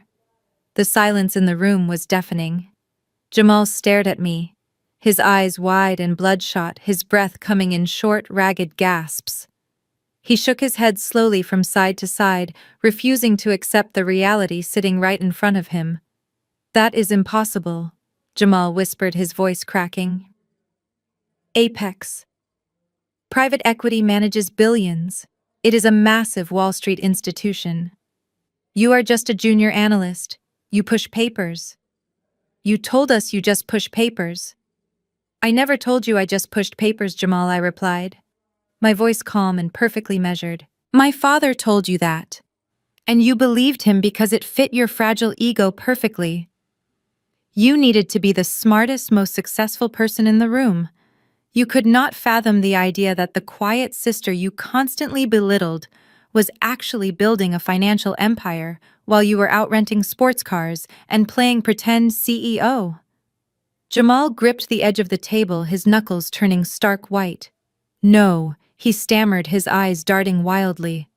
I have been communicating with the senior partners at Apex for weeks. They reviewed my portfolio. They loved my vision. They promised me a massive capital injection tonight to cover my overhead. They said the mystery investor was going to wipe out my short-term debt and fund my entire national launch. I reached into the open briefcase and pulled out a thick stack of printed emails. I tossed them onto the table. They scattered across the white linen landing right next to his empty wine glass. Read the signature lines, Jamal, I commanded. He hesitated, then slowly reached out with a trembling hand to pick up the top email. His eyes scanned the text. It was the exact correspondence he had been having with my firm. But at the very bottom below the corporate letterhead was my electronic signature, authorizing every single message. I am the mystery investor, Jamal, I said, leaning forward so he could hear every single syllable clearly. And I did not come here to bail you out. I came here to execute the foreclosure. The words struck him with physical force. He slumped back in his chair as if he had been punched in the stomach. Let me explain exactly how this works, I continued, ensuring my family heard every detail of his financial incompetence. 6 months ago, you ran out of the initial seed money you conned out of my parents. So you went to the shadow market. You took out a $5 million hard money loan from an unregulated private lender. You agreed to a catastrophic 15% monthly interest rate because you were desperate to keep up the facade of your wealthy lifestyle. Brittany let out a choked sob. $5 million, she cried, grabbing her hair. Jamal, what did you do? I ignored her and kept my eyes locked on Jamal. When you defaulted last Tuesday, that private lender immediately put your distressed debt up for auction, I explained smoothly. And my firm, Apex Private Equity, swooped in and purchased that debt for pennies on the dollar. We bought the paper. That means you no longer owe a faceless bank, Jamal. You owe me. My father let out a strange wheezing sound. He looked down at his own hands, his chest heaving as the horrific truth finally clicked into place. The promissory note, Richard gasped, his voice barely a whisper. The note I just signed. I looked over at my father, offering him a cold, empty smile. Exactly, Dad, I said. 5 minutes ago, you wrote a legally binding promissory note guaranteeing Jamal's corporate debt with the full equity of your retirement home. You handed it to Jamal to prove your absolute faith in his brilliance. But since I own Jamal's debt entirely, you just handed the deed to your house directly to me. Diane let out a loud, piercing wail. She grabbed my father by the arm, shaking him violently. Richard! Tell me this is a nightmare! My mother shrieked, tears of genuine terror streaming down her face. Tell me she cannot take our house. We have lived there for 30 years. It is completely paid off. Tell her she cannot take it. My father did not answer her. He just stared blankly at the red-stamped foreclosure documents resting in the black leather briefcase. He knew exactly what he had done. He had let his arrogance and his blind worship of a con artist destroy the only financial security he had left in the world. You did not want to bridge a cash flow gap, I said, my voice echoing coldly over my mother's sobbing. You wanted to sacrifice my future to protect your golden child, but the only thing you sacrificed tonight was yourselves. I turned my gaze away from my devastated parents and looked up at my assistant. Claire, please distribute the financial summaries to the rest of the table, I said. Let them see exactly what they bought with their house. Claire reached into the briefcase and pulled out 3 bound folders. She placed one in front of my father, one by my mother, and the last one directly in front of Brittany. My father opened his folder with shaking hands. His eyes immediately darted across the highlighted columns. If you turn to page 3, I instructed, my voice cutting through their panic. You will see the complete transaction history of Apex Innovations. You will notice a glaring lack of revenue. That is because Jamal never built a software platform. He never hired a single engineer. But the initial seed money, Richard stammered, looking up in sheer confusion. The investors he showed us. They were just props in a classic Ponzi scheme, I replied coldly. Whenever Jamal ran out of cash to fund his lifestyle, he simply found a new gullible investor. He used their fresh capital to pay the minimum interest on his previous loans, pocketing the rest to buy luxury cars and designer clothes. He was robbing Peter to pay Paul. And when the traditional lenders cut him off, he came to you. He used your house to secure the hard money loan that my firm just bought. Your life savings went directly into his checking account, and he spent it all. My mother let out a strangled gasp, burying her face in her hands. We are ruined, Diane sobbed. We have nothing left. Brittany was staring blankly at the folder in front of her. She had not opened it. She operated entirely on optics, unable to process balance sheets. She looked at Jamal, who was sweating profusely. Jamal, tell her she is lying. Brittany pleaded, her voice trembling with desperate denial. Tell her the company is real. We are supposed to go to the Hamptons next month. Jamal could not even look his wife in the eye. I reached back into the open briefcase. I bypassed the financial documents and pulled out a single glossy photograph. I held it face down for a brief moment, letting the tension reach a boiling point. The financial ruin is hard to process. Brittany, I said, shifting my attention to my sister. I know you do not care about spreadsheets. You only care about the image. So let us talk about your perfect marriage. I placed the photograph face up on the pristine white tablecloth. With my index finger, I slowly slid it across the smooth surface until it stopped directly over her closed financial folder. Brittany looked down. The color drained from her face instantly. The high-resolution photograph was taken by a private investigator my firm hired during our due diligence process. It showed Jamal standing outside the luxury penthouse I had mentioned earlier. He had his arms wrapped tightly around a blonde woman who looked barely old enough to drink. She was wearing a tiny designer dress, and draped around her wrist was the heavy diamond tennis bracelet paid for by my parents. They were laughing intimately, looking like a wealthy power couple. That is Lexi, I stated flatly. Your husband has been paying her rent for 6 months. While you were bragging to our parents about his tech empire, He was using their money to play sugar daddy to a 22-year-old influencer. The silence that followed was terrifying. Brittany did not cry. She did not whimper like my mother.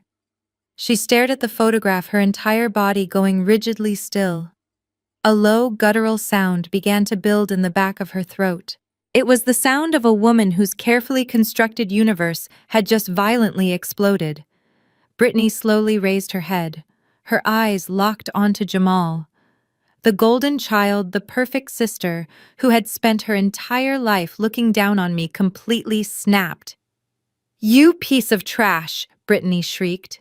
It was an ear-piercing scream that shattered the elegant atmosphere of the restaurant. Before anyone could react, Brittany lunged across the corner booth. She threw herself at Jamal, her manicured hands curled into tight fists. She slammed her fists directly into his chest, hitting him over and over again with shocking ferocity. Jamal yelped, raising his arms to protect his face as Brittany clawed at his expensive velvet blazer. She grabbed the lapels of his jacket and shook him violently. My mother screamed in horror, begging them to stop.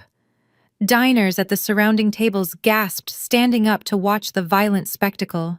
Jamal tried to push Brittany away, but she was consumed by feral rage. She swung wildly, her heavy diamond engagement ring catching his cheek and leaving a bright red scratch. Vince and the security team immediately rushed forward, but I held up my hand, signaling them to wait. I sat perfectly still, watching my sister physically destroy the man she claimed was infinitely better than me. Vince and the security team remained frozen at the edge of the velvet ropes, waiting for my command, as Brittany continued her frantic assault. Jamal finally managed to shove her backward, his chest heaving, his expensive velvet blazer visibly torn at the collar. He wiped a smear of bright blood from his scratched cheek, looking completely pathetic. Brittany stumbled back into the heavy wooden table, knocking over a crystal water glass that shattered violently against the imported marble floor. My father could no longer tolerate the absolute collapse of his perfect family image. Richard stood up, his chair scraping loudly against the floor. He reached out and grabbed Brittany by the shoulders, pulling her away from Jamal before she could lunge across the table again. "Stop it, Brittany!" My father barked, his voice shaking with a potent mixture of rage and terror. "Stop making a public spectacle of us right now. He is not worth it." Richard pushed his sobbing golden child into the arms of my mother, who was still weeping hysterically into her lace handkerchief. Then my father turned his attention back to me. He straightened his silk tie, attempting to summon the authoritative patriarchal presence he had wielded like a weapon for my entire life. But his hands were trembling violently, and the arrogant fire in his eyes had been completely extinguished. He looked like an old, broken man who had finally realized the bridge he was standing on had already burned down to ashes. "Listen to me, Riley," my father said, his voice dropping into a desperate pleading register that I had never heard him use before. "We can fix this situation. We can handle this quietly like a family. I understand that you are angry and you have every right to be upset. Jamal is a complete fraud. He manipulated all of us. He lied to me, and he betrayed your sister in the worst way possible. We are going to completely cut him off. Brittany will file for divorce tomorrow morning." Jamal looked up from his torn jacket, his eyes wide with sudden betrayal. "Richard, you cannot do that," Jamal stammered. "We are in this together. You signed the papers too." "Shut your mouth," my father snapped, turning to glare at Jamal with pure venom. "You are nothing to this family anymore. You are a criminal and you are on your own." Richard quickly turned back to me, trying to maintain eye contact. He placed his hands flat on the wet white tablecloth, leaning forward to deliver his grand solution. "I will clean up this mess, Riley," he promised, his tone dripping with desperate negotiation. "I am not going to let this ruin our lives, or put your mother and me in federal prison over that forged trust fund document. I still have the house in Fairfield. It is a premium property in a highly desirable neighborhood. I will list the family home on the market tomorrow morning. I will sell it and use the proceeds to cover the $5 million hard money loan and replace your missing trust fund money. I will liquidate my entire life to pay your firm back every single penny. Just give me 30 days to close the sale and keep the authorities out of this." He stood there breathing heavily, waiting for me to accept his offer. In his mind, he was making the ultimate noble sacrifice. He truly believed he was still the master of his own destiny, stepping up to save his family from the brink of total destruction. He thought he still had one last valuable piece on the board to play. I looked at him for the long, silent moment. The sheer arrogance required to negotiate with assets you no longer controlled was staggering. I reached out and picked up the heavy manila folder resting near the center of the table. I slowly flipped it over to the blank back cover. I tapped my manicured fingernail against the dark blue ink of the handwritten contract my father had drafted just 20 minutes prior. "You cannot sell the family home, Dad," I said, my voice perfectly calm, echoing across the shattered dining room. Richard frowned, his brow furrowing in deep confusion. "Of course I can," he argued defensively. "It is my property. The deed is entirely in my name. I will call my real estate broker tonight and list it." I shook my head slowly, sliding the folder closer to him so he could read his own handwriting. "You do not have a real estate broker anymore, Dad," I replied smoothly. "And you certainly do not have a deed. You already leveraged the house against his debt. When you took out the initial loans, you mortgaged the property to the absolute limit. The only thing you had left to your name was the remaining equity." I picked up the folder and held it up so the handwritten promissory note was directly in his line of sight. "And 20 minutes ago, right here at this very table, you wrote an unconditional, legally binding pledge transferring all remaining equity in your property to Apex Innovations," I explained, watching the last drop of color drain entirely from his face. "You did it to prove your absolute faith in your brilliant son-in-law. You did it to humiliate me in public." My father stared at his own signature, his mouth opening in a silent scream of horrific realization. But Apex Innovations is entirely insolvent. I continued delivering the final crushing blow with surgical precision. They defaulted. And since my firm, Apex Private Equity, purchased all of his distressed debt, we also acquired all collateral pledged against it. "Which means you cannot sell the house to pay me back, Dad, because I now own your house." The silence hung in the air, thick and suffocating. My father stared at me, his mouth opening and closing, but no sound came out. The arrogant patriarch who had ruled our family with an iron fist for decades was completely broken, shattered by the weight of a single sentence. He looked down at his hands, then back at the folder, his mind frantically searching for a loophole that simply did not exist. "You cannot do this," my father finally choked out, his voice barely a raspy whisper. "The law protects homeowners. You cannot just take a house overnight. There is a legal process. There are hearings. You have to give us months of notice. I will call a lawyer. I will file an injunction." I leaned back in my chair, adjusting the heated towel around my shoulders. I looked at him with absolute pity. "A standard residential mortgage takes months to foreclose, Dad," I explained, keeping my voice loud enough for the entire table to hear. "But you did not sign a residential mortgage. You signed a commercial guarantee for an unregulated high-yield hard money loan. And when you forged my signature on those initial documents, you legally waived your standard residential tenant rights. You tied your personal property directly to a high-risk corporate venture." I nodded toward my assistant. Claire pulled a final sheet of paper from the briefcase and slid it across the table. It was a formal notice to vacate printed on heavy legal stock and stamped with the seal of the county clerk. "That is a court-ordered seizure warrant," I stated flatly. "The judge signed it this afternoon, the moment the default became official. By 8 o'clock tomorrow morning, my property management team will arrive at the Fairfield estate. They will be accompanied by the local sheriff. Every lock on the doors will be changed. The security system codes will be wiped. You and Mom have exactly 12 hours to drive home and pack whatever fits into your personal vehicles. Any furniture, artwork, or valuables left inside the house after 8 in the morning will be liquidated to cover the remaining balance of the corporate debt." Diane let out a horrific guttural wail, She clutched her chest, rocking violently back and forth in her chair. 12 hours! My mother screamed, her voice cracking with pure terror. We have lived there for 30 years, Riley. All my clothes, my jewelry, my antiques. We cannot pack a whole life in 12 hours. Where are we supposed to go? We have absolutely no money left. You should have thought about that before you mortgaged your life to fund his mistress, I replied coldly, pointing a finger directly at Jamal. Jamal flinched as if I had physically struck him. He was still bleeding slightly from the scratch on his cheek, his torn velvet blazer hanging off his shoulders like a ragged flag of surrender. He looked at the legal warrant sitting on the table, realizing the full scope of my power. What about my company? Jamal asked, his voice shaking uncontrollably. What about my servers, my equipment? I need my laptop to access the client files. I let out a short, sharp laugh, completely devoid of humor. You do not have a company anymore, Jamal, I said. You do not have any equipment. As we sit here right now, a federal asset recovery team is clearing out your leased office space.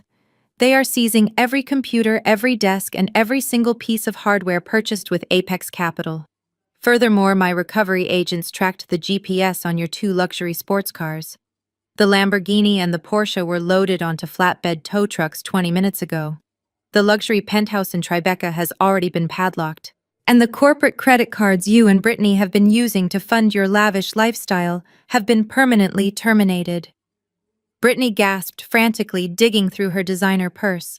She pulled out her heavy metal credit cards, looking at them as if they had suddenly turned into toxic waste. Everything is gone, Brittany whispered, her eyes wide with manic realization. The cars, the house, the money. It is all gone. It is entirely gone. I confirmed, ensuring the brutal reality sank deep into their bones. You are completely bankrupt, all of you. You built a fake empire on stolen money and forged signatures. Tomorrow morning you will wake up with absolutely nothing to your names except the clothes on your backs and the massive legal consequences of your own arrogant decisions. My father buried his face in his hands, his shoulders shaking with silent, heaving sobs. He knew that the moment the sheriff arrived tomorrow morning, the entire neighborhood would know the truth. The social status he had sacrificed his own daughter to protect was going to be publicly and violently destroyed. My father buried his face in his hands, his shoulders shaking with silent, heaving sobs. He knew that the moment the sheriff arrived tomorrow morning, the entire neighborhood would know the truth. The social status he had sacrificed his own daughter to protect was going to be publicly and violently destroyed. Slowly, Richard raised his heavy head. His eyes were bloodshot and swollen, the fierce patriarch completely replaced by a pathetic, broken man. He reached across the wide table, his hands trembling violently as he tried to grasp my arm. I leaned back calmly, letting his fingers grasp empty air. Riley, please, my father begged, tears spilling over his lower eyelids and tracking down his wrinkled cheeks. I am begging you on my knees. You have proven your point. You have shown us exactly how powerful you really are. I was wrong. I was so incredibly wrong about everything. Just please give me a 30-day extension. He gasped for air, his chest heaving under his silk tie. Let me call my lawyers in the morning, Richard pleaded. Let me find a private cash buyer for the estate so we can at least salvage some dignity and pay off the mortgage quietly. I will pay you back every single cent Jamal owes your firm. I will sign a confession. I will do whatever you want. Just do not send the county sheriff to our door. Do not make your mother and me homeless in front of all our friends.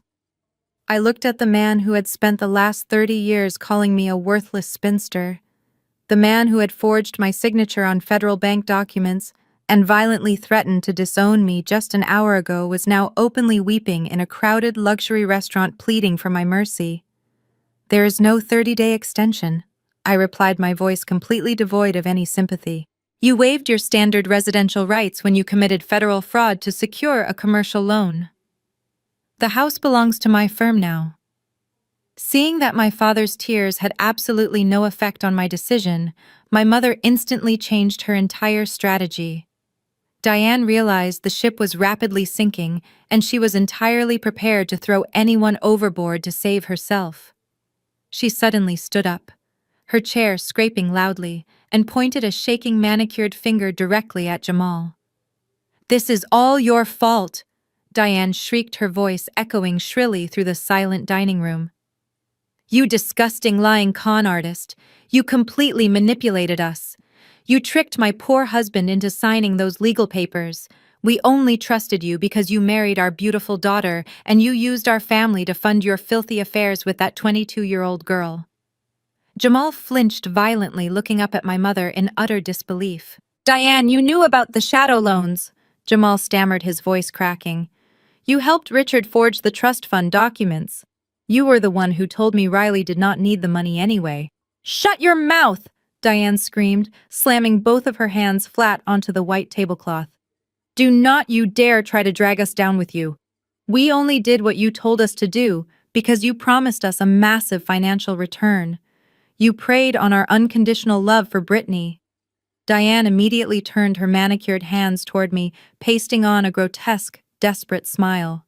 "Riley, sweetheart, please listen to me." My mother pleaded, her eyes wide with manufactured innocence.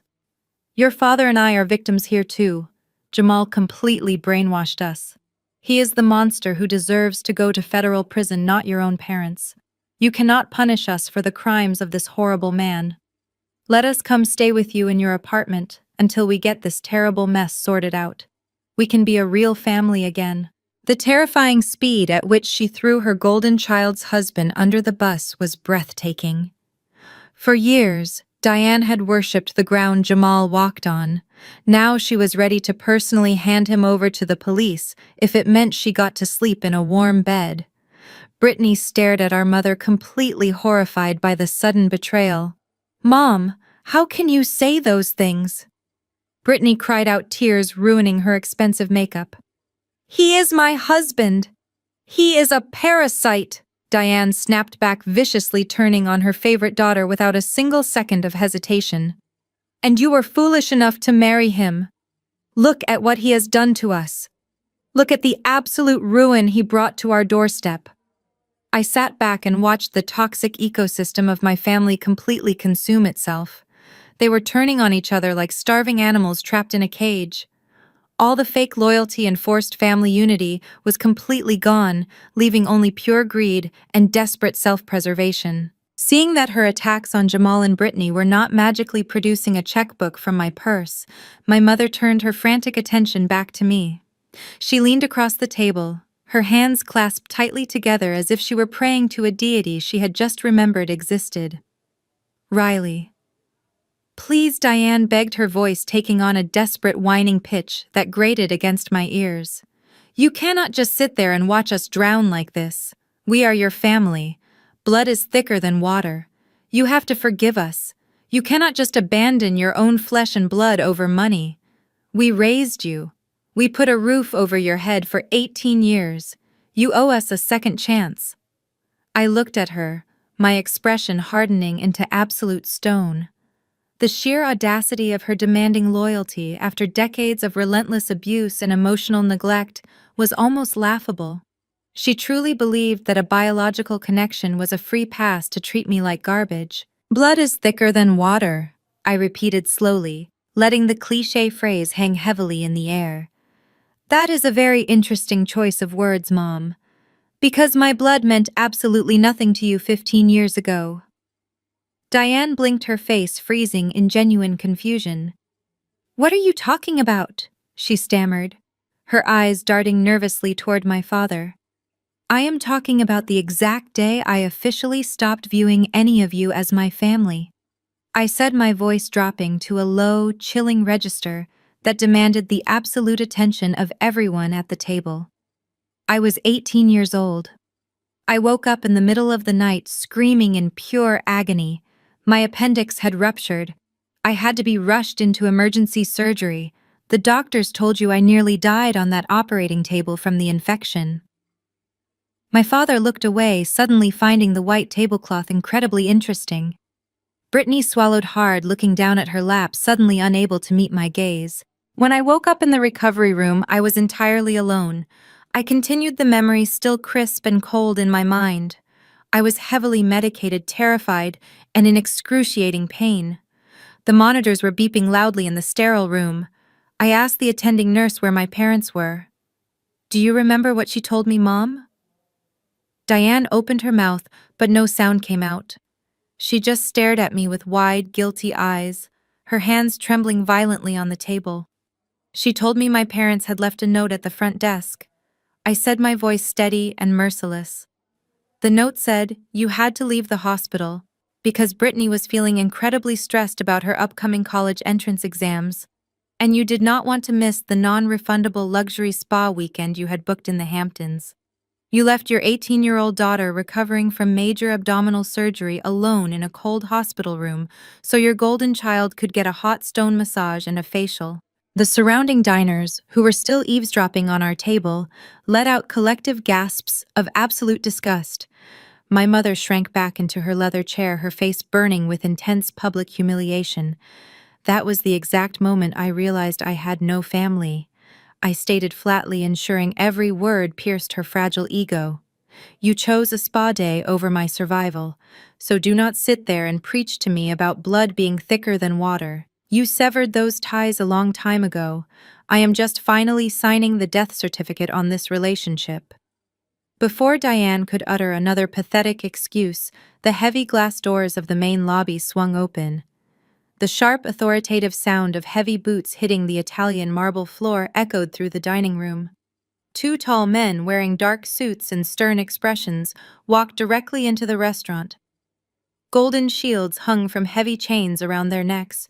They were plainclothes NYPD detectives, and their grim faces made it clear they were not here to enjoy the ambiance. They bypassed the host stand entirely.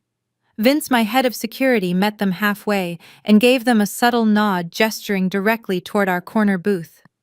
My father saw the detectives approaching and let out a loud, defeated groan. He looked at the $6,000 dinner bill, still sitting on the silver tray in Mr. Cohen's hands. He assumed the absolute worst. "Oh my God!" Richard whispered, his hands shaking as he grabbed his empty wallet. "They actually called the police over the dinner bill. We are being arrested for a restaurant tab. Riley, please, I will scrub dishes. I will do anything. Just call them off." The two detectives reached our table. They did not even glance at my father or the unpaid bill. They walked straight past Richard, stepping right up to the chair where Jamal was slouched in absolute defeat. "Jamal," the lead detective said, his voice loud and commanding, echoing across the silent room. "Stand up and put your hands behind your back right now." Jamal froze, his eyes darting frantically between the two armed officers. "What is this?"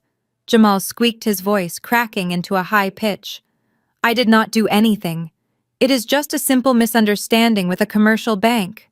You are under arrest for multiple counts of federal wire fraud, corporate embezzlement, and grand larceny," the detective announced, pulling a pair of heavy steel handcuffs from his leather belt. "The charges were formally filed with the district attorney earlier this afternoon by the legal department of Apex Private Equity. You have the right to remain silent." Jamal let out a loud, pathetic sob. He looked at me, his eyes wide with absolute terror, finally realizing that I had not just planned to humiliate him at dinner. I had orchestrated his total, permanent, and legal destruction. The lead detective grabbed Jamal by the shoulder, forcing him out of the heavy leather chair. Jamal's legs gave out instantly, and he practically collapsed against the edge of the table, sending a crystal water glass clattering to the floor where it shattered into 100 pieces. The cold steel of the handcuffs snapped shut around his wrists with a sharp metallic click that echoed across the dead-silent dining room. It was the sound of absolute finality. "Wait, please," Jamal begged, his voice cracking into a high, pathetic whine. "You do not understand. I am a CEO. I have investors. Richard, tell them. Diane, do something." He looked frantically at my parents, but Richard and Diane were completely paralyzed.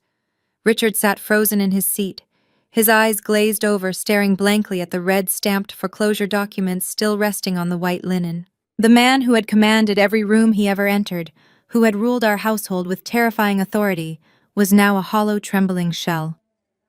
He had sacrificed his own flesh and blood, forged federal bank documents, and gambled away his 30-year retirement, all for the whimpering criminal currently being dragged to his feet by the NYPD. Richard knew that by tomorrow afternoon, his country club membership would be revoked, and his neighbors would be watching the sheriff seize his furniture. Diane did not even look at Jamal. She was staring at her own distorted reflection in the polished silver base of the table centerpiece, perhaps finally seeing the monster she had truly become. The realization that she had thrown her loyal daughter to the wolves for a man who had left them entirely destitute was finally crushing her under its immense, suffocating weight. There were no more fake tears, no more theatrical screams, just the silent, suffocating ruin of a woman who had lost absolutely everything. Her precious social standing was dead. "Brittany, babe, call my lawyer Jamal," pleaded, twisting his head frantically to look at his wife as the second detective began reading him his Miranda rights. "Call the firm. Tell them it is a massive misunderstanding. I love you, babe. Help me." Brittany did not move a single inch to help him. She was pressed hard against the back of her heavy leather chair, her manicured hands gripping the armrests so tightly her knuckles were stark white. She was hyperventilating, taking short, jagged breaths that made her designer silk scarf flutter erratically.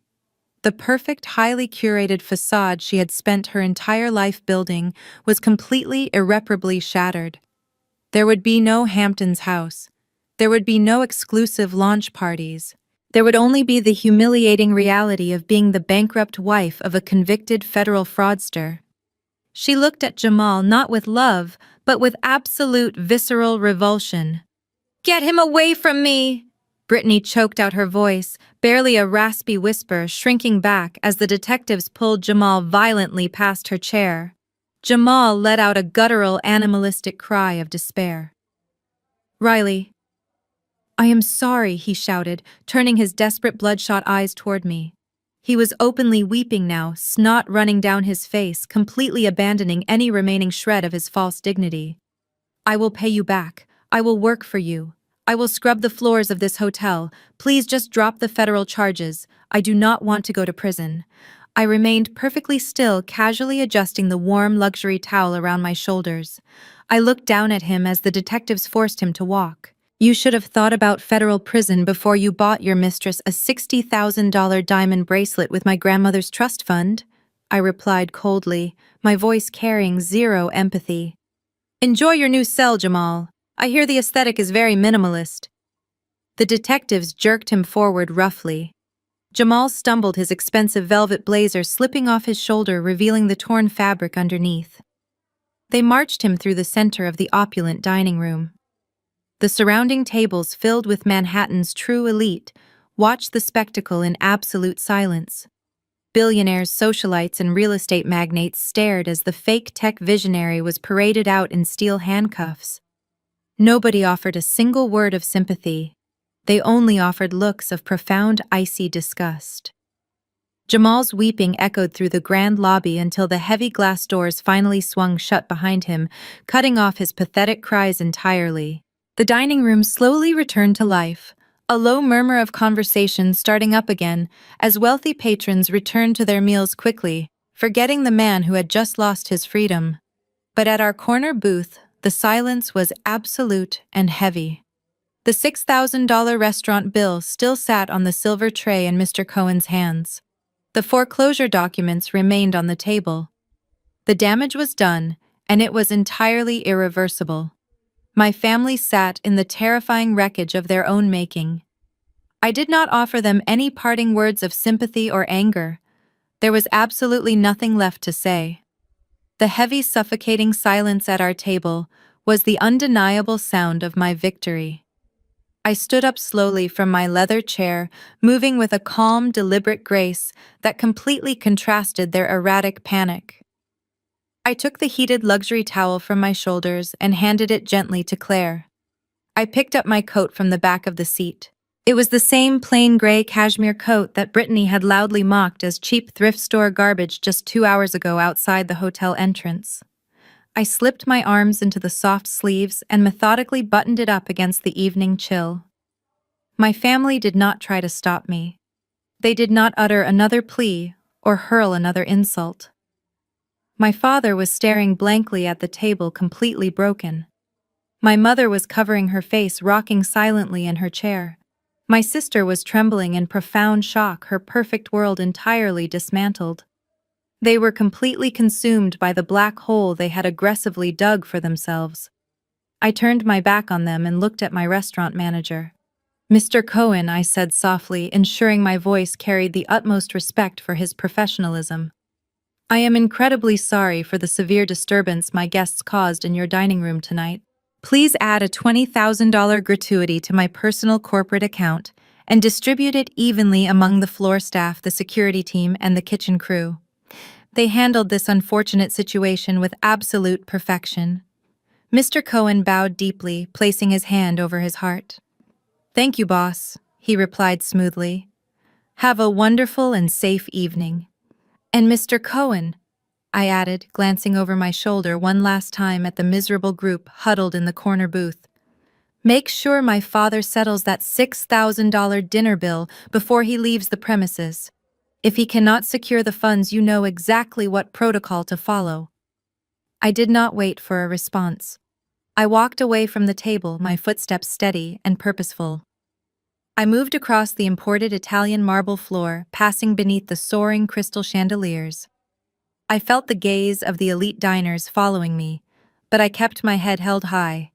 I did not look back at the wreckage. I pushed through the heavy glass revolving doors and stepped out into the crisp, cold Manhattan night. The city air felt remarkably clean, sharp, and invigorating. The doorman offered a highly respectful nod as I approached the curb. A moment later, my valet pulled my custom black Maybach smoothly up to the entrance. He hurried out and opened the heavy rear door for me. I stepped into the quiet sanctuary of the leather interior. The door closed with a solid, satisfying thud, instantly silencing the chaotic noise of the city outside. As the car pulled away from the curb, merging into the bright lights of the New York traffic, I leaned back against the plush seat. I felt a profound, overwhelming sense of lightness. The toxic chains of my past, the heavy burdens of guilt and obligation that my family had strapped to my back since childhood, were completely gone. I was finally absolutely free. We are often taught from a very young age that family is everything. We are heavily conditioned to believe that blood requires unconditional loyalty, no matter how much pain and destruction that loyalty causes us. But financial abuse is rarely committed by strangers in dark alleys. More often than not, it is committed by the people sitting right across from you at the Thanksgiving dinner table.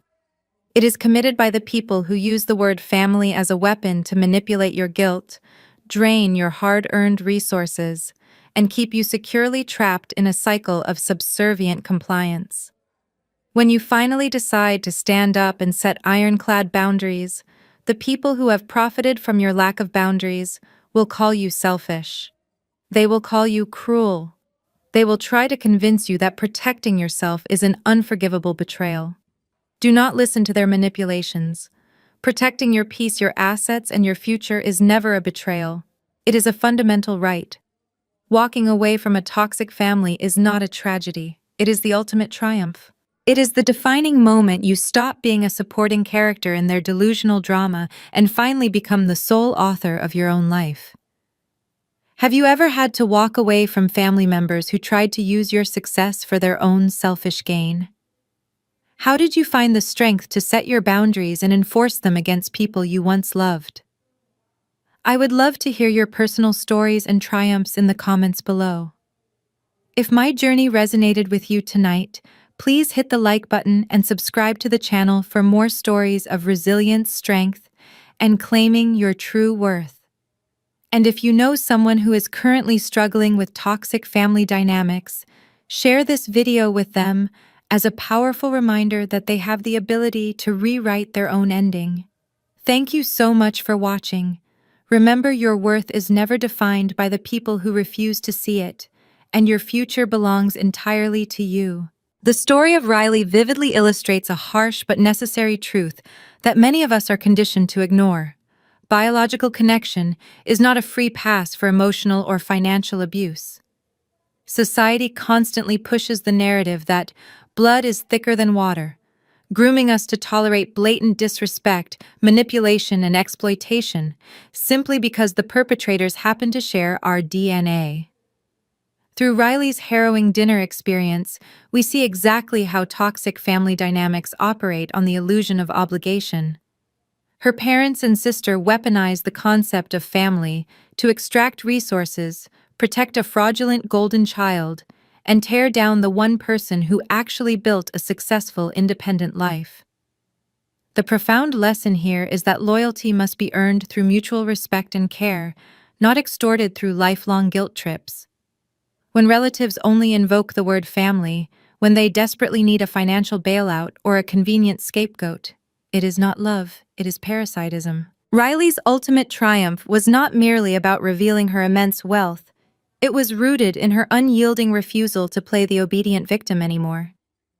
She teaches us that setting ironclad boundaries is an act of profound self-preservation. Walking away from people who consistently diminish your worth, even if they are your parents or siblings, is never an act of cruelty. It is an act of radical self-love and survival. We must normalize the reality that cutting toxic ties is sometimes the only way to protect our peace, our assets, and our future. True family builds you up and protects you. They do not forge your signature to fund their own delusions.